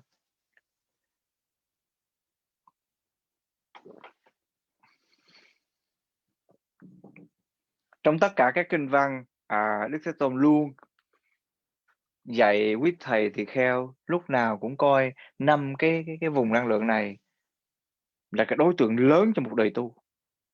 Và đại chúng nên nhớ, hãy lấy một cái để làm thôi, đừng bao giờ làm hết một cái. Ví dụ ta giải quyết một cái vấn đề nghi ngờ thôi, mà khi ánh sáng nó lọt vào tâm thức của mình rồi, ta không còn nghi ngờ chánh pháp nữa, ta không nghi ngờ cái pháp môn tu ta nữa, ta vượt qua khỏi những cái dao động bất an. Khi mà nghi ngờ đã chấm dứt thì những cái chuyện mà hối hận, dao động bất an nó sẽ tan biến. Ta thấy mọi pháp nó đều duyên sinh với nhau, nó đều tương tức với nhau, nó đều duyên biểu với nhau, nó hợp lại do duyên mà nó biểu hiện ra, rồi nó đủ duyên thì nó ẩn tàng đi. Và ta có cái niềm tin rằng mọi pháp nó đều vô thường, nó đều thay đổi, thì lòng ta bắt đầu có cái vấn đề sám hối, có vấn đề thay đổi, có vấn đề nâng cấp, thì chúng ta không thể nào mà dựa trên nền tảng hối hận được, vân vân. Thì đó là cái logic. Do vậy cho nên chúng ta dùng một cái thôi. Ví dụ con người ta hay sân hận, thì ta hãy để ý tới cái hạt giống này nhiều hơn, tại vì nó hay xuất hiện, thì chúng ta phát hiện là gì? Thành trụ hoại không, có nghĩa là sao? Khi mà nó xuất hiện, khi nó sanh khởi, ta biết nó đang sanh khởi. Khi nó không sanh khởi, ta biết nó không sanh khởi. Ta phải làm như vậy. Đừng có đợi tới nó sanh khởi rồi chúng ta mới quay về chánh niệm thì đã quá muộn màng. Tại vì cái lửa sân hận nó đốt sạch hết tất cả những cái gì rồi. Do vậy chúng ta hãy dùng một cái đó, ta đối trị nó. Rồi cố nhiên là sân hận nó chỉ đối xử của nó bằng gì? Là cái năng lượng từ bi thôi, không còn con đường nào khác. Từ bi quán là một cái phép. Và thầy nói lại, nếu muốn có từ bi thì phải có trí tuệ. Mà trí tuệ thì đâu ra? Thì do công phu thiền định của mình, định tĩnh của mình. Mà cái sự định tĩnh của mình nó ăn vào từng cái hành động của mình. Chứ không phải định là thiền là ta ngồi như là một cái pho tượng như thế này. Ai đụng mình nó nói về mày coi chừng mày chết với bà đang thiền nghe con. Không phải vậy hả? Có nghĩa rằng là ta thiền có nghĩa là ta nhận biết cái gì nó đang hiện ra trong tâm của ta. Chứ không phải là thiền là cứ nhắm mắt lim dim như thế này là thiền. Ta bực bội, nó hiện ra trên mặt cho nên ta dao động. Tay chân ta run hết. Cho nên ta ngồi không yên. Tức quá mà yên cái gì được. Đi tới đi tới đi lùi, gặp cái gì cũng ném, đập, giục. Thì do đâu vậy? Do đây. Do vậy cho nên một cái nó liên hệ tới tất cả các cái. Mà do đâu mà sân hận? Do ái dục không thỏa mãn. Dục nó 5 loại ha. Tài, tiền tài, sắc dục, danh vọng. Rồi cái gì nữa? Rồi tài, sắc, danh, rồi những cái món ăn. Thực thì giấc ngủ. Nó lọt vào đây hết. Nhiều khi mình đi nhà hàng đi, mình ăn phải cái món mình không ưa, mình nổi giận. Được, có những người làm như vậy. Do vậy cho nên đây nó rất là nó rất là thô, tức là cái phần rất là thô. Có những cái giận nó rất là vi tế bên trong, nhưng có những cái giận nó rất là thô bên ngoài. Do vậy cho nên nhiệm vụ của ta là gì? Nhận biết cái gì nó đang xảy ra. Đó là đời tu. Mà ta có quyết tâm hay không, ta có cương quyết hay không. Còn không á, ta không có làm á. Ví dụ còn nhớ cái bài đầu tiên ta học không? Cái yếu tố gì? Thứ nhất là tinh cần, sáng suốt, tỉnh thức, biết rõ mọi tình trạng. Loại ra ngoài cái tình trạng ham muốn và chán bỏ. Đó là cái bí quyết thành công. Do vậy chúng ta có đủ tinh cần, đủ sáng suốt, đủ cương quyết hay không? Ta có khi ta thực tập giống như một vận động viên điền kinh. Ông đâu thể nào luyện tập chỉ có 1 ngày, 2 ngày trước khi thi. Phải không?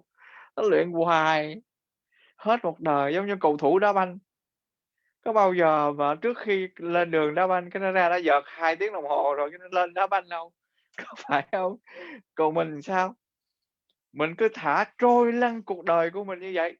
Trước khi chết nhờ thầy tới nói dăm ba câu rồi tụng cho thầy kinh giống như là cầu thủ bóng đá. Làm sao mà đá cho được? Có phải không? Sức ở đâu mà chạy? Thì mình cũng vậy. Cho nên quý vị hay trả treo với thầy là đợi con già rồi con tu thầy ơi, giờ con còn trẻ lắm.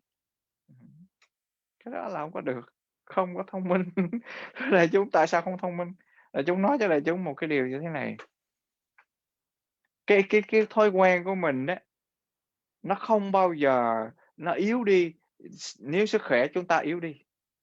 Thí dụ chúng ta có 50 tuổi thì ta luyện có một cái thói quen. Thì 50 năm đó, 50 năm ta luyện tập một thói quen. Ví dụ bây giờ thói quen đi chơi, hiểu hông? Ví dụ giờ thói quen đi chơi đi, thì 50 năm chúng ta luyện cái thói quen đi chơi. Thì quý vị nghĩ khi mà ta dừng lại á, thì cái thói quen nào mạnh hơn? Một thói quen 50 năm và một cái thói quen mới bắt đầu thì là cái nào mạnh hơn?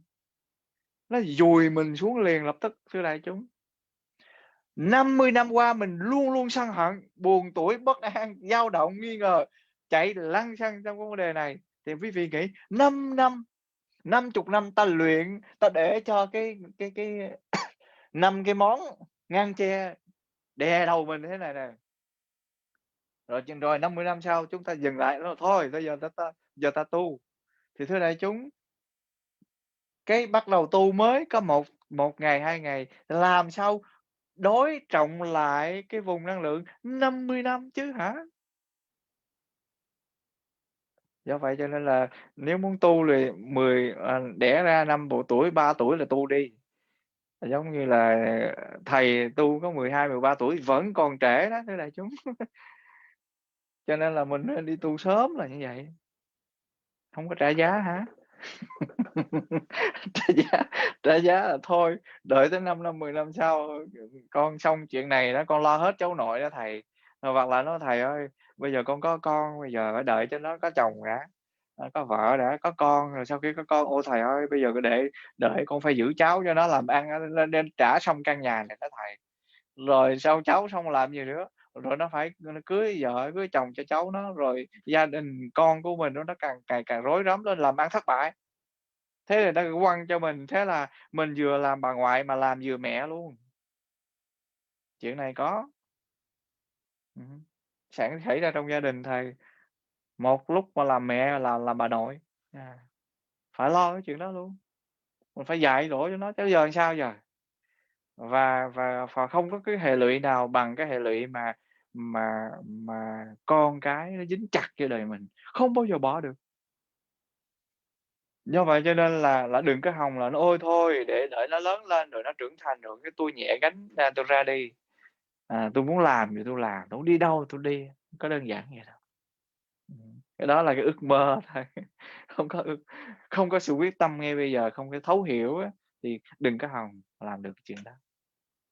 Do vậy cho nên thưa đại chúng, đây là 5 cái vùng năng lượng, đây là 5 cái vùng, 5 cái đối tượng, 5 cái loại hạt giống, 5 cái loại hiện tượng, nó gọi là pháp ha. 5 cái loại hiện tượng làm đối tượng cho tâm của mình. Cho nên tâm của ta mà bị mấy cái hiện tượng này lúc nào nó cũng ngự trị đó, thì chúng ta không thể nào đi vào thiền định được, không nào đi tu tập giỏi được. Tại vì có làm giỏi đi chăng nữa thì nó rất là trá hình thôi, nó chỉ thỏa mãn những cái này thôi. Cái lời khen khen ngợi rồi, thích thú rồi nó đơn giản vậy thôi, chứ nó rất là cạn cực, chứ nó hông có cái tính chất sâu sắc giống như từ bi. Thành thử cho nên cái năng lượng ta tu, ta phải quyết tâm dữ lắm, ta phải quyết tâm dữ lắm, ta phải làm một bản hiệp đồng với bản thân ta. Cho nên cái hành động mà mấy thầy xuất gia tu cạo tóc, cạo đồ xuống á, mặc áo này lên á, chẳng qua là một cái hình thức để nhắc nhở mình, nói cho mình đó là một cái sự quyết tâm. Chứ không phải là có cái áo này, mặc lên rồi khè thiên hạ chơi, hay là niệm câu thần chú dọa ma, ma chạy, hông phải, hông phải chuyện đó. Thành ra đại chúng nói hiểu rằng là là, à, luyện tập thiền định, tu tập chánh niệm nó là một cái quá trình luyện tập rất là bền bỉ, chậm, chắc, bền, đó là cái nguyên tắc, rất là bền bỉ, chứ không phải là cái chuyện mà khơi khơi. Chắc cho đại chúng ngủ khuya cho rồi, giờ này nói quá trời.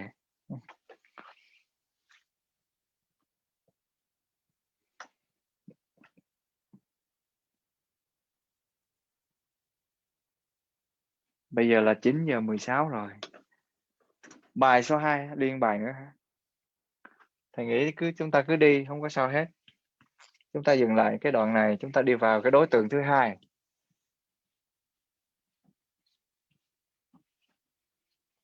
Cái đối tượng của tâm, đây là cái đối tượng của tâm ha. Truyền cái 5 yếu tố ngăn che. Đối tượng lập tức. Số 2, bài số 2.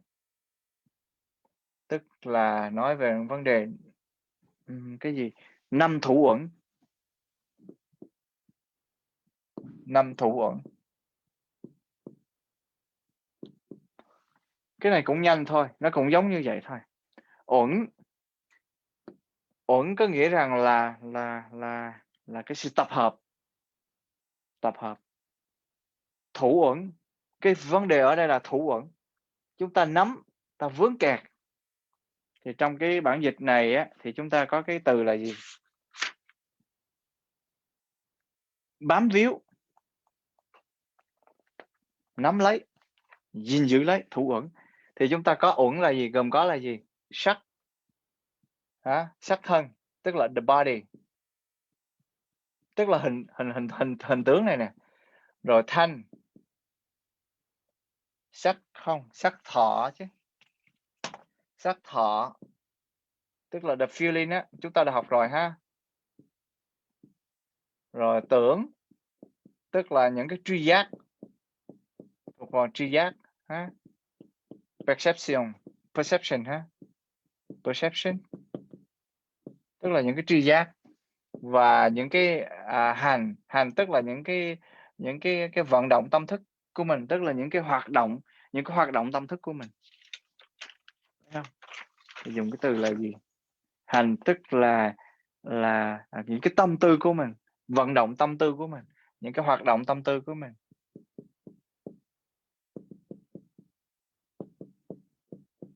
Rồi thức là những cái nhận thức của mình. Thức là những cái nhận thức.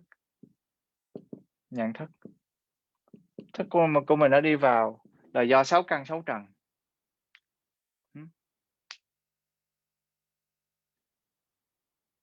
Tức là ta quán Đức Phật dạy chúng ta quán như thế nào? Đây là hình thể vật chất. Đây là sự phát sinh của hình thể vật chất. Đây là sự hủy diệt của hình thể vật chất. Có nghĩa là ta phải quán chiếu rằng nhiều khi ta là em bé lớn lên như vậy. Nhìn thấy rất là rõ. Sắc thân, cảm thọ cũng vậy. Cảm thọ nó có 3 loại ha. Thích thú, tức là lạc thọ, xả thọ. Rồi cái gì nữa? Lạc thọ, khổ thọ, xả thọ, chúng ta học rồi. Cái phần này tưởng cũng vậy. Khi chúng ta có một tri giác, chúng ta có một cái tri giác nào đó, cái biết nào đó, và chúng ta được làm bằng 5 yếu tố này, nó gọi là 5 thủ uẩn. Chúng ta nghĩ thủ là nắm lấy, chúng ta nghĩ rằng ta là hình sắc này, cho nên ta mới khổ, ta mới làm cho tâm tư của ta nó rối bời. Do vậy cho nên khi mà nó hình thành ta là cái này, ta là cái tri giác này, ta là cái biết này, ta là cái nhận thức này, ta là cái tâm tư này, thì đó là cái sai lầm. Đây là 5 cái vướng víu trong tâm của ta. Đây là 5 cái đối tượng làm cho cái tâm của ta không có định tĩnh được. Do vậy ta phải dùng 5 cái đối tượng này, nhận biết sự có mặt của nó, sự hình thành của nó, sự tồn tại của nó, để làm cho cái vùng năng lượng chánh niệm của mình càng ngày càng lớn lên. Thì nó gọi là 5 thủ uẩn ha, 5 cái thủ uẩn này. Thì bài này thí dụ như đây là tri giác, đây là sự phát sinh của tri giác, đây là sự hủy diệt của tri giác. Thì chúng ta được làm bằng 5 yếu tố này. Trong cái sắc thân này chúng ta biết rằng là chúng ta có cái gì? Là đất, nước, gió, lửa ha. Tức là tứ đại, đất, nước, gió, lửa. Nó hình thành trong cái cơ thể của ta. Thấy không? Do vậy chúng ta thấy rõ ràng đây, cơ thể của ta được làm bằng đất, bằng nước, bằng gió, bằng lửa. Ta thấy sức nóng, vân vân. Thì đây là cái việc mà chúng ta phải làm.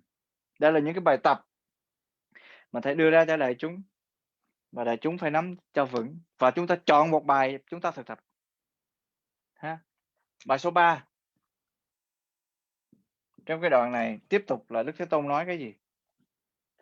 Đức Thế Tôn nói 6 giác quan và 6 loại đối tượng của chúng. 6 giác quan, thức của mình đây nè. Thức cái này nó có 6 thức ha. 6 thức, 6 cái nhận thức, 6 cái tri giác, 6 cái biết. Thì nó đến từ 6 cái giác quan của mình. Giác quan, 6 giác quan và đối tượng ha. Và 6 loại đối tượng. Đó, thì 6 cái giác quan là gì? Mắt. Mắt thì nó đi với cái gì? Với hình sắc ha. Cái hình dạng, hình sắc. Rồi cái gì? Tai của mình. Tai của mình thì nó đi với âm thanh. Rồi mũi của mình là cái gì? Nó đi với mùi hương. Đối tượng của nó là mùi hương. Rồi cái gì nữa? Lưỡi của mình. Lưỡi của mình thì nó có gì? Vị nếm. Rồi mắt, tai, mũi, lưỡi. Thân của mình thì nó có xúc chạm. Đối tượng của nó là xúc chạm ha. Rồi ý của mình thì nó có những cái hiện tượng, mọi hiện tượng trong đời này, hiện tượng tâm lý cũng như vật lý, tất cả những cái hiện tượng. Thì tất cả cái này đó, 6 cái này nó hình thành 6 thức, nó biến thành 6 thức, nó biến thành 6 thức, nó biến thành 6 thức, hay là 6 thức, 6 loại, là 6 thức cái này.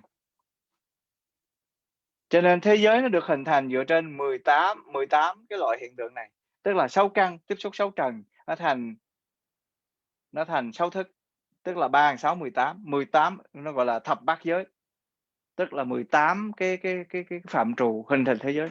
Cái thế giới này được hình thành dựa trên cái này, của mỗi người, hình sắc, âm thanh, mùi hương, vị nếm.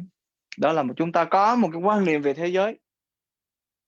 Chúng ta có một cái quan niệm, chúng ta có một cái tri giác về thế giới là chúng ta dựa vào đây. Thí dụ mắt chúng ta nhìn thấy hình sắc, thấy một cục đá, chúng ta bắt đầu có cái tri giác về cục đá, cục đá là nó vậy.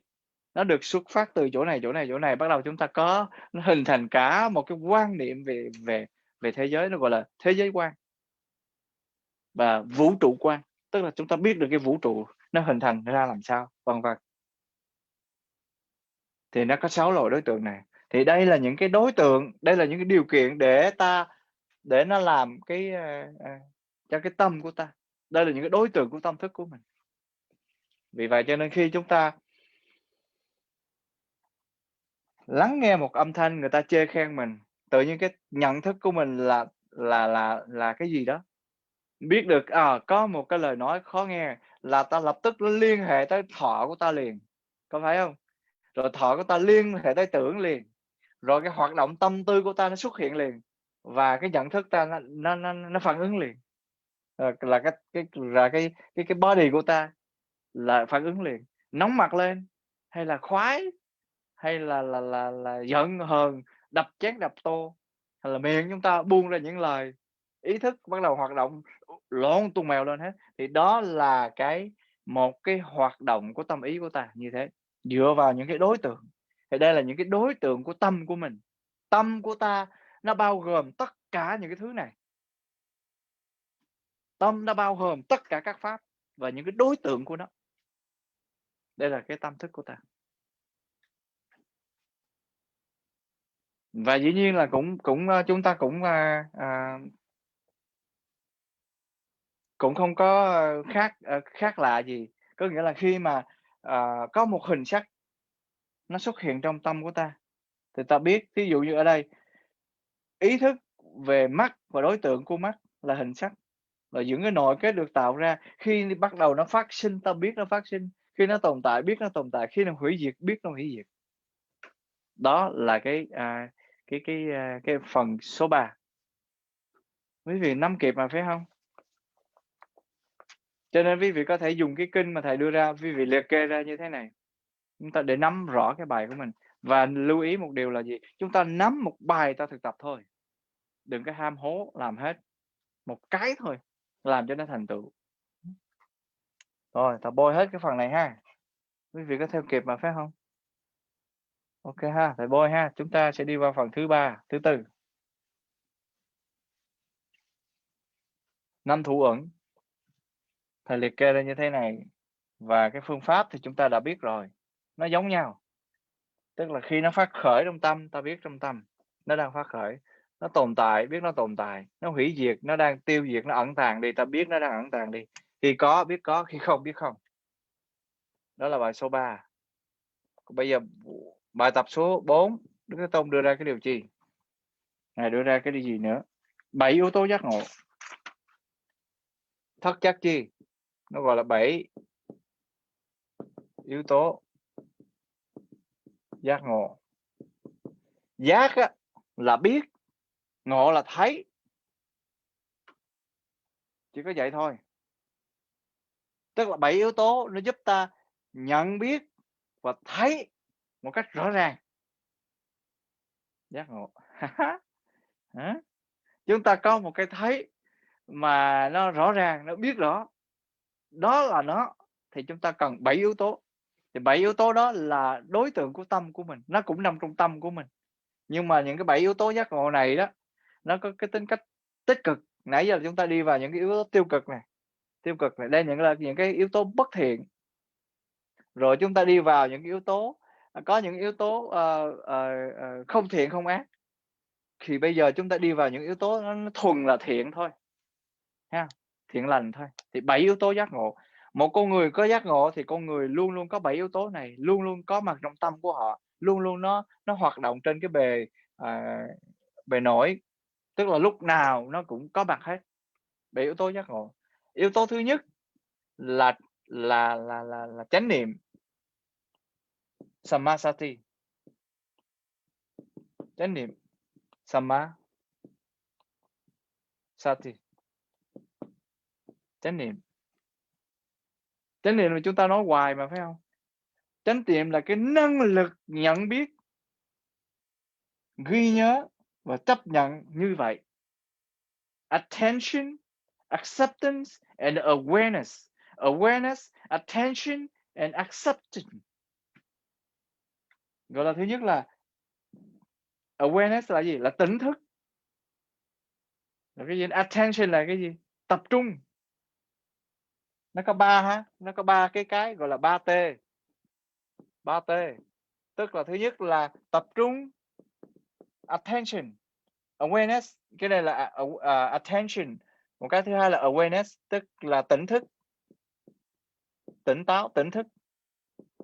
Một cái thứ ba nữa là cái gì? Tiếp nhận. Tiếp nhận nó như vậy, chứ không có sự phân biệt, không có cái sự không cái sự phán xét ở đây. Thì đây là 3T. Định nghĩa chánh niệm á, tạm thời là 3T. Trong tiếng Anh nó là 3A. Triple A. Thì nó có cái là awareness, attention, attention tức là tập trung. Awareness tức là tỉnh thức. Rồi thứ ba là acceptance.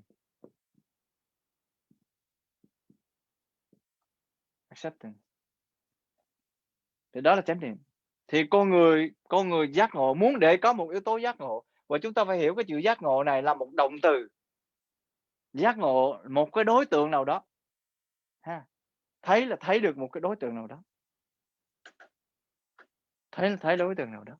Chánh niệm tức là niệm. Thứ hai là gì? Trạch pháp tức là quán chiếu. Quán chiếu nó gọi là trạch pháp. Trạch tức là rõ ràng, pháp tức là mọi đối tượng, những cái đối tượng. Có khi là Phật pháp, có khi là những hiện tượng. Thì chúng ta phải có chánh niệm, rồi chúng ta phải quán chiếu, tức là quan sát và chiếu rọi năng lượng tỉnh thức này, tập trung chánh niệm đó. Đó là yếu tố thứ hai. Yếu tố thứ ba là trạch pháp, khinh an, tinh chuyên ha. Tinh chuyên. Tinh là cái gì? Tinh là pure, tức là một thứ thôi. Tinh luyện đó, tinh chuyên, rồi có tinh cần. Thứ ba là cái gì? Thứ tư là an vui. Nó phải có cái niềm an trong đó. Rồi thứ năm là gì? Nhẹ nhõm, khinh an. Phải có niềm vui, hỷ lạc ha. Cái này là hỷ, cái này là khinh an. Trên từ chuyên môn gọi là khinh an. Khinh là nhẹ đó, giống như khinh khí cầu á. Cái gì nó nhẹ nhẹ đó, gọi là niềm vui, cái sự nhẹ nhàng, cái vui nhẹ nhẹ ha. Khinh an. Rồi cái gì nữa? Cuối cùng là định, tức là sự tập trung. Và cuối cùng, yếu tố cuối cùng là buông xả, tức là giác ngộ không có nghĩa là chúng ta nắm lấy, mà giác ngộ là chỉ nhận biết nó đang vậy thôi, thấu hiểu một cách rõ ràng. Thì đây là 7 cái yếu tố mà một người thiền định, 7 cái hạt giống, 7 cái yếu tố nó là đối tượng của tâm mình. Thì ở 7 cái yếu tố này là chúng ta phải làm cho nó lớn mạnh lên. Khi có trong tâm ta có một cái năng lượng an vui, thì ta phải làm cho cái năng lượng an vui lớn lên, nó trưởng thành, nó tồn tại, nó chiếm ngự trái tim của mình. Trái tim ta nó đầy dẫy những cái năng lượng này. Thì 7 yếu tố này nó gọi là 7 yếu tố giác ngộ. Thì coi như là 7 cái chất lượng của đời sống ta. Trong đời sống của mình có cái chất lượng thứ nhất, đó là cái chất liệu quan trọng nhất, đó là chánh niệm, ý thức. ha. Chánh niệm được định nghĩa là gì? Là một cái năng lượng tập trung, một cái năng lượng tỉnh thức và cái năng lượng tiếp nhận, mình không có phán xét mà tiếp nhận như vậy. Mình vẫn tiếp nhận như vậy, hành xử như vậy, tập trung như vậy, yêu thương như vậy. Khó ha? Do vậy cho nên là 7 cái yếu tố giác ngộ này, đây là những cái yếu tố làm lớn lên một con người tu thực thụ. Nếu ta tu một thời gian mà chánh niệm ta không có, khả năng quán chiếu contemplation, vipassana của mình không có, samatha của mình không có, tức là năng lực dừng lại cũng không có, quán chiếu sâu cũng không có, hoặc là ta không có tinh cần gì hết, ta làm biếng, ta nằm dài ra đó, thiền nằm cho nó sướng. Rồi chúng ta càng tu không có vui gì hết. Vui ở đây không phải là nhảy tưng tưng mới là vui nghe thế đại chúng. Vui ở đây là có nghĩa là cái niềm vui nó nhẹ nhàng, nó nuôi sống mình, nó rất là bình thường, rất là bình an. Do nên cái chuyện cái niềm vui này đó, cái hỷ này nó phải đi với cái khinh an mới được. Mà do đâu mà có, là do dùng lòng ta nó có cái năng lượng định tĩnh, có năng lượng lắng dịu, có năng lượng, có khả năng ngồi yên. Thì đó là cái việc mà chúng ta còn cái chữ buông xả, hành xả không phải là chúng ta, dục hết nha. Hành xả ở đây có nghĩa rằng là ta thấy mọi thứ nó đều bình đẳng như nhau, nó có cái tính cách duyên sinh duyên biểu của nó, vô phân biệt. Cái chữ này nè, chữ xả này, chứ hông phải xả là cái loại trừ. Nhiều khi ta học từ bi hỷ xả ta tưởng đâu là xả ta loại trừ, không phải. Ta phải coi mọi thứ nó đồng đẳng, nó hông có vướng kẹt, nó gọi là xả, xả ly, xa lìa những cái ý niệm vướng kẹt, gọi là xả. Cho nên một người tu thì nó phải có 7 cái yếu tố này. Người tu mà nó hông có định tĩnh thì thôi rồi, có phải hông? Người tu mà hổng thể nào mà nhìn mọi thứ với cái con mắt hàn học, hông có buông xả được, hông có nhẹ nhàng được, hông có khinh an nhẹ nhõm được, thì có nghĩa là ta đi đang lộn đường thôi, hoặc là những yếu tố này nó còn quá nhỏ. Thì quý vị thấy đây là những cái yếu tố nó có thể nuôi dưỡng, thì trong cái này Đức Thế Tôn nói làm sao? Đọc cho quý vị nghe ha, chứ giờ cũng buồn ngủ thấy mò rồi, vui vẻ gì đâu, học kinh mà. Có quý vị có bao giờ đặt câu hỏi là "Ủa, chứ có cái gì vui đâu mà ông thầy ông nói hăng say như vậy?" Tại vì mình thấy nó có rất là nhiều niềm vui. Thì là chúng ném vào niềm vui đó thì quý vị thấy là nó bất tận. Khi có yếu tố tinh chuyên, vị ấy ý thức là mình có yếu tố tinh chuyên, không có tinh chuyên biết không có tinh chuyên, vị ấy ý thức mình không có tinh chuyên. Tức hoặc là khi có yếu tố an vui, vị ấy biết là mình có an vui, khi không có an vui mình biết không có an vui. Nên nó cũng giống như là cái cái, a, cái, a, à, à, những cái phương pháp trước. Tức là khi mà trong tâm ta nó bắt đầu nó có cái gì thì ta biết được là có cái đó, khi nó tồn tại biết nó tồn tại, khi nó ẩn tàng biết nó ẩn tàng. Thì nhiệm vụ đời tu của ta là phải nuôi dưỡng mấy cái này nó phải lớn lên. Đây là những cái năng lượng có thể thay thế cho 5 cái ngũ uẩn: ái dục sân hận lúc nãy, ái dục sân hận, mê ngủ, rồi cái gì nữa? Mê muội, mê ngủ, bất an, dao động, phóng dật, trạo cử, hôn trầm, bất định, vân vân. Đây là những cái yếu tố giác ngộ. Cho nên là chúng ta phải làm cho 7 yếu tố giác ngộ này nó phải được thành tựu, lúc nào nó cũng trưởng thành trong tâm của ta, ha. Cho nên đây là những yếu tố, và phải nhắc lại là trong tâm của ta nó có 3 loại hạt giống, nó có 3 loại chất liệu. Chất liệu thứ nhất là gì? Là thiện lành, thì đây là những hạt giống thiện lành, ta phải làm cho nó lớn lên. Chất liệu thứ hai là gì? Những hạt giống nó ràng buộc mình, tức là 5 cái ngũ cái lúc nãy mà chúng ta học từ ban đầu. Và chất liệu thứ ba là 5 thủ uẩn. Thủ uẩn tức là thân thể của ta. Thì trong cái 5 thủ uẩn này ta phải nó là đối tượng của tâm mình, có khi nó ràng buộc cái tâm mình. Ta không có, thấu hiểu nó thì nó sẽ ràng buộc tâm mình. Đó là 7 yếu tố giác ngộ. Và bài học số 5, thầy buông bỏ đây ha, thầy xóa đi hết ha. Bài học thứ 5 mà Đức Thế Tôn đề nghị thống kê cho mình đó là gì? Tứ Diệu Đế. Tứ Diệu Đế cũng là đối tượng khổ, là đối tượng của tâm. Cho nên ta dùng năng lượng chánh niệm, ta có một cái nỗi khổ nào đó. Thí dụ ta có một cái sự sợ hãi, ta sợ người khác lúc nào cũng chê bai mình.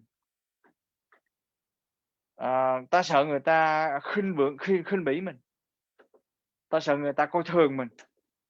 Ta sợ người ta nói mình nghèo nàn, hôi hám. Ta sợ người ta nói mình, xấu xí. Nói mình mập quá, ốm quá, hay là nói mình, đen quá, trắng quá. Người ta chê, cái mình có một cái sự mặc cảm nào đó, hay là người ta nói mình cái gì đó, vân vân, thì ta có cái nỗi mặc cảm hơn, mặc cảm thua và mặc cảm bằng. Tôi cũng bằng người ta chứ bộ, thì cũng là loại mặc cảm. Hoặc là tôi thua người ta, hoặc là tôi hơn người, thì tất cả đều là những cái mặc cảm. Cái đó là những cái nó làm chướng ngại cho đời tu của mình. Thì ở đây Đức Thế Tôn nói, khi ta có một cái nỗi khổ, nó làm đối tượng tâm ta, thì ta phải biết.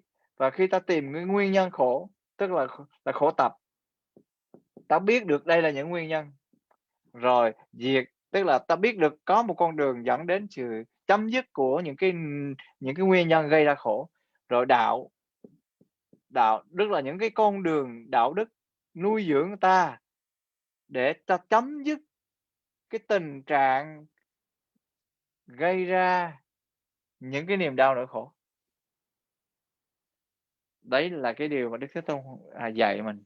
Do vậy cho nên phép quán niệm hơi thở, cái đối tượng tâm thức của mình, khổ tứ diệu đế cũng là đối tượng của tâm ta.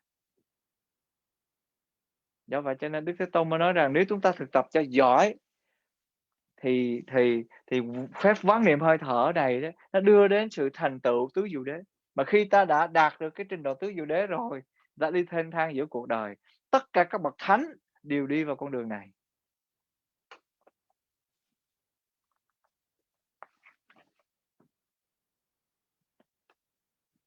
Phần thứ 6, phần kết thúc. Mừng quá, cuối cùng cũng kết thúc. Thế là chúng đi ngủ. Cái phần kết thúc Đức Thế Tôn nói thì sao? Ngài nói rằng á, Ngài đảm bảo với đại chúng là một thời gian, nếu chúng ta chuyên cần tu tập thì trong 7 năm thôi, ta cũng thành tựu được quả vị của bậc thánh, chánh trí, đạt tới trình độ chánh trí. Rồi Đức Thế Tôn thấy 7 năm hơi nhiều, Đức Thế Tôn nói 6 năm. Rồi Đức Thế Tôn trả giá xuống từ từ. Rồi 5 năm, rồi 3 năm, 4 năm, 2 năm, 1 năm. Cũng nếu tu tập đàng hoàng, chuyên cần đàng hoàng, là tinh cần, sáng suốt, tỉnh thức, thì cũng đạt tới cái trình độ là giác ngộ như ta, chánh trí. Ngầu không? Rồi Đức Thế Tôn sợ Phật tử, đệ tử của mình năm cũng còn dài thầy ơi. Thì lúc này Đức Thế Tôn nói đừng nói gì tới 5 năm, 1 7 tháng, tức là Thế Tôn trả giá xuống 7 tháng, 5 tháng, 6 tháng, 1 tháng, nếu tu tập đàng hoàng cũng đạt tới trình độ giác ngộ như ta. Ngon không? Đức Tôn nói vậy đó, khẳng định là con đường này là con đường thứ thiệt. Rồi Đức Thế Tôn nói một lần nữa, đừng nói gì tới 1 tháng, nó còn dài. Vị nào tu trong 1 tuần lễ, nếu tu tập đàng hoàng cũng có khả năng đạt tới cái trình độ chánh trí, giải thoát hoàn toàn như ta. Đó là lý do tại sao ta nói với các thầy là gì? Đây là con đường duy nhất để giúp chúng sanh thực hiện thanh tịnh, vượt thắng phiền não, tiêu diệt ưu khổ, đạt tới chánh đạo, chứng nhập niết bàn. Đó là con đường của 4 phép an trú trong quán niệm. Này quý thầy, 4 phép quán niệm, 4 phép an trú trong quán niệm là như thế đó, thưa quý vị. Đó là kết thúc của đoạn của quyển kinh hôm nay. Và trong cái đoạn cuối cùng, quý vị thấy Đức Thế Tôn là con người khẳng định cho chúng ta biết, cho ta một cái niềm tin, cho ta một cái hy vọng, cho ta một cái sự chắc chắn. Với điều kiện là gì? Tinh cần, sáng suốt, tỉnh thức, biết rõ mọi tình trạng, loại tâm ra khỏi cái tình trạng là ham muốn hay là chán bỏ đối với cuộc đời. Trong 7 năm thôi, 7 tháng thôi, 7 tuần thôi, hoặc là 1 tuần thôi. Và tinh cần sáng suốt làm được cái chuyện này, làm những cái việc mà ta tu tập hoàn toàn an trú trong chánh niệm, cũng đạt tới trình độ chánh trí như ta. Đó là một cái lời vô cùng từ bi của một đấng đạo sư. Mong muốn đệ tử của mình phát cái niềm tin dũng mãnh, mạnh mẽ để thực tập cho bằng được. Vì vậy cho nên là nếu mà chúng ta thực tập chưa thành công đó, thì điều đó là chúng ta phải hiểu rằng là cái việc mà tinh cần, sáng suốt, tỉnh thức, biết rõ mọi tình trạng của ta nhiều khi nó lờ đờ, ta chưa có đủ tinh cần, ta chưa có đủ sáng suốt. Do vậy cho nên là ta chưa chết ha, ta chưa thấy quan tài, ta chưa đổ lệ. Nhiều khi ta chưa chết cho nên ta chưa có chịu tu. Cho nên là nói nó chết ta đâu có chết, ta còn ngon mà, ta còn khỏe mà, do vậy cho nên ta cứ đi chơi. Thì là như vậy thì nó làm cho đời ta thành một cái thói quen ỷ lại. Ta ỷ lại ta có sức khỏe, ta có, ta còn trẻ, ta còn có, cái này cái kia, ta ỷ lại. Thành thử cho nên đây là những cái điều mà vô cùng quan trọng. Cái điều tinh yếu á là cái gì? Tất cả mọi cái hiện tượng này, quý vị phải nên nhớ rằng nó đều có tính chất vô thường, nó đều thay đổi, nó đều có cái tính chất duyên sinh của nó. Cho nên một cái yếu tố nó liên hệ tới những yếu tố khác. Thành thử cho nên đại chúng hãy lấy ra một yếu tố thôi. Ví dụ chúng ta giận, giận là một cái năng lực nó trùm đời mình xuống, nó đè mình xuống, thì chúng ta quán chiếu một cái thôi. Thì mọi thứ, mọi cái hiện tượng, nó, ngăn che trời tâm thức của ta đó, thì do cái sự vô minh mà ra, do ta không có thấy thấu hiểu, cho nên nó mới có cái tình trạng này, tình trạng kia. Và giữa cái sự, vô minh, vì vấn đề vô minh, si mê, cho nên ta mới có những cái sự sợ hãi. Ta sợ cho nên ta mới tích lũy, ta sợ ta nên bảo thủ, ta nắm lấy, ta sợ cho nên ta mới cảm thấy bị mất mát. Nếu có ai xâm phạm ta tiêu diệt. Cho nên cái sự sợ hãi là cái nền của tất cả mọi vấn đề rắc rối. Mà do đâu vậy? Do vì vô minh, ta không có thấy được. Do vậy, cái vùng năng lượng chánh niệm là làm cho ta tỉnh thức tiếp nhận những cái gì nó đang xảy ra. Thì ta có một cái sự hành xử khác. Do vậy, 7 yếu tố giác ngộ nó giúp ta thành tựu con đường của ta. Là như vậy. Một điều tiếp tục là cái gì? Điều kế tiếp, điều thứ ba là gì? Thưa đại chúng, quá trình thực tập không phải là một quá trình đè nén. Ta nhận biết tất cả những cái gì nó đang xảy ra trong tâm của ta, những cái yếu tố trong tâm của ta, nhưng không phải là có vấn đề đè nén hay là triệt tiêu, mà cái vấn đề nhận biết nó như là nó ha. Do vậy cho nên là cái việc chúng ta không phải là dùng một cái xung lực khác đè một xung lực khác, không phải dùng cái chánh niệm để đè cái không chánh niệm, mà dùng cái chánh niệm để nhận biết cái gì nó đang xảy ra thôi. Quý vị phải nắm như vậy. Do vậy, những giận hờn, sân hận, tham sân si này kia khác nọ, buồn ngủ, dao động, bất an, tất cả những khuynh nó làm cho tâm ta mà, ờ, ờ, bất ổn định, không có ổn định, thì ta nhận biết thôi, chứ không phải là vấn đề là ta tạo thành một xung lực khác, ta đè đầu nó xuống. Do vậy cho nên trong cái lời nói của mình, trong hành động, trong suy nghĩ của mình, nó phải thể hiện cái năng lực này. Do vậy, và một điều cuối cùng, điều thứ tư là gì? Cái tâm của ta nó là tất cả mọi hiện tượng này. Do vậy cho nên khi chúng ta nói rằng ta đang quán tâm, ta quán những cái đối tượng của tâm thức, là ta phải hiểu tâm là nó bao gồm tất cả mọi hiện tượng, tất cả những cái hạt giống, tất cả những cái, cái vận hành của tâm thức, thì đó là tâm. Thì quán chiếu tâm chúng ta thì phải nắm vững như vậy, và đó là cái nội dung căn bản nhất của pháp tu của chúng ta. Thưa đại chúng, thầy nghĩ rằng cái phép cái khóa học, cái khóa học của mình á, ừm, tới đây xương cốt của Bụt á, tới đây là nó đủ. Chúng ta sẽ học một bài nữa, chúng ta sẽ tổng kết lại cái khóa học này, rồi chúng ta sẽ chấm dứt cái khóa học này, chúng ta không có học tiếp nữa. Và đây là những cái căn bản nhất từ đầu tới cuối, từ bài số 11 cho tới là số 17 là ngày hôm nay, từ bài 1 cho tới bài số 17. Thì nếu đại chúng nắm vững thì quý vị đang nắm rất là rõ cái nền tảng của Đức Thế Tôn đang làm cái gì. Và đây là những cái pháp tu mà nó thể hiện cái năng lực.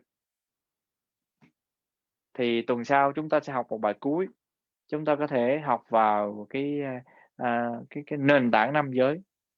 Năm giới nó bao gồm tất cả những cái giáo lý mà chúng ta học. Và đó là một trong những cái xương cốt, những cái da nó bao cái xương cốt của Phật lại. Thì chúng ta chấm dứt bằng bài số 18, đó là nội dung giá trị nhân đạo, giá trị tư tưởng, giá trị triết lý và giá trị trí tuệ của Đức Thế Tôn nó thể hiện trong năm giới như thế nào. Thì đó là cái con đường đi của Đức Thế Tôn. Và nếu ta là đệ tử của Đức Thế Tôn á, thì ta phải nắm rõ từng cái xương và cái da của Ngài để tạo thành một con người hoàn hảo, hoàn chỉnh.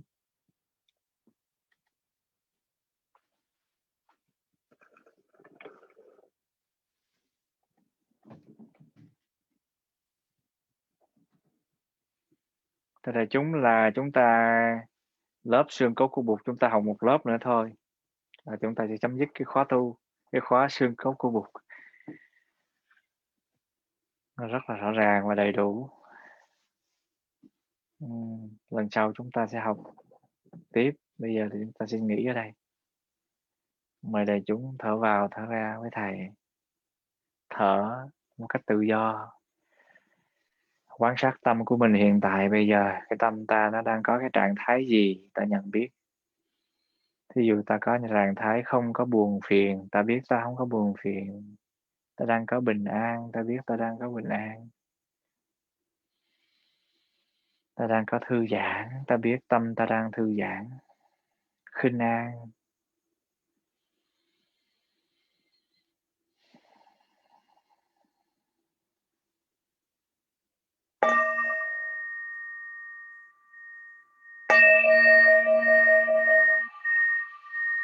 Thở vào,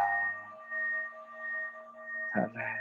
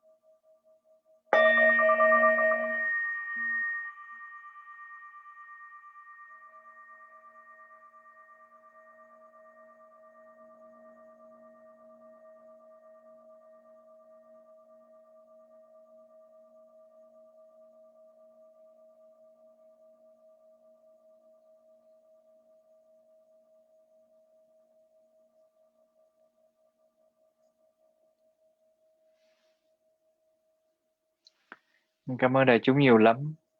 Quý vị rất là kiên nhẫn có mặt với thầy trong cái giờ phút này. Thầy hy vọng là à, chúng ta sẽ có một cái buổi cuối cùng nó tóm gọn lại để cho quý vị thấy rất là rõ cái con đường đi của Đức Thế Tôn, tất cả cái nền tảng giáo lý của Ngài. Cho nên cho dù chúng ta đi đâu, tu tập pháp môn nào, tu viện nào, chùa nào mà ta nắm rõ tất cả những cái điều này thì mọi hành động, cử chỉ, lời nói, tư duy của ta nó sáng bừng, nó làm cho mình niềm vui. Rồi ta xin dừng lại ở đây. Chúc đại chúng ngủ ngon. Chúc quý vị có một ngày cuối tuần đầm ấm và bình an.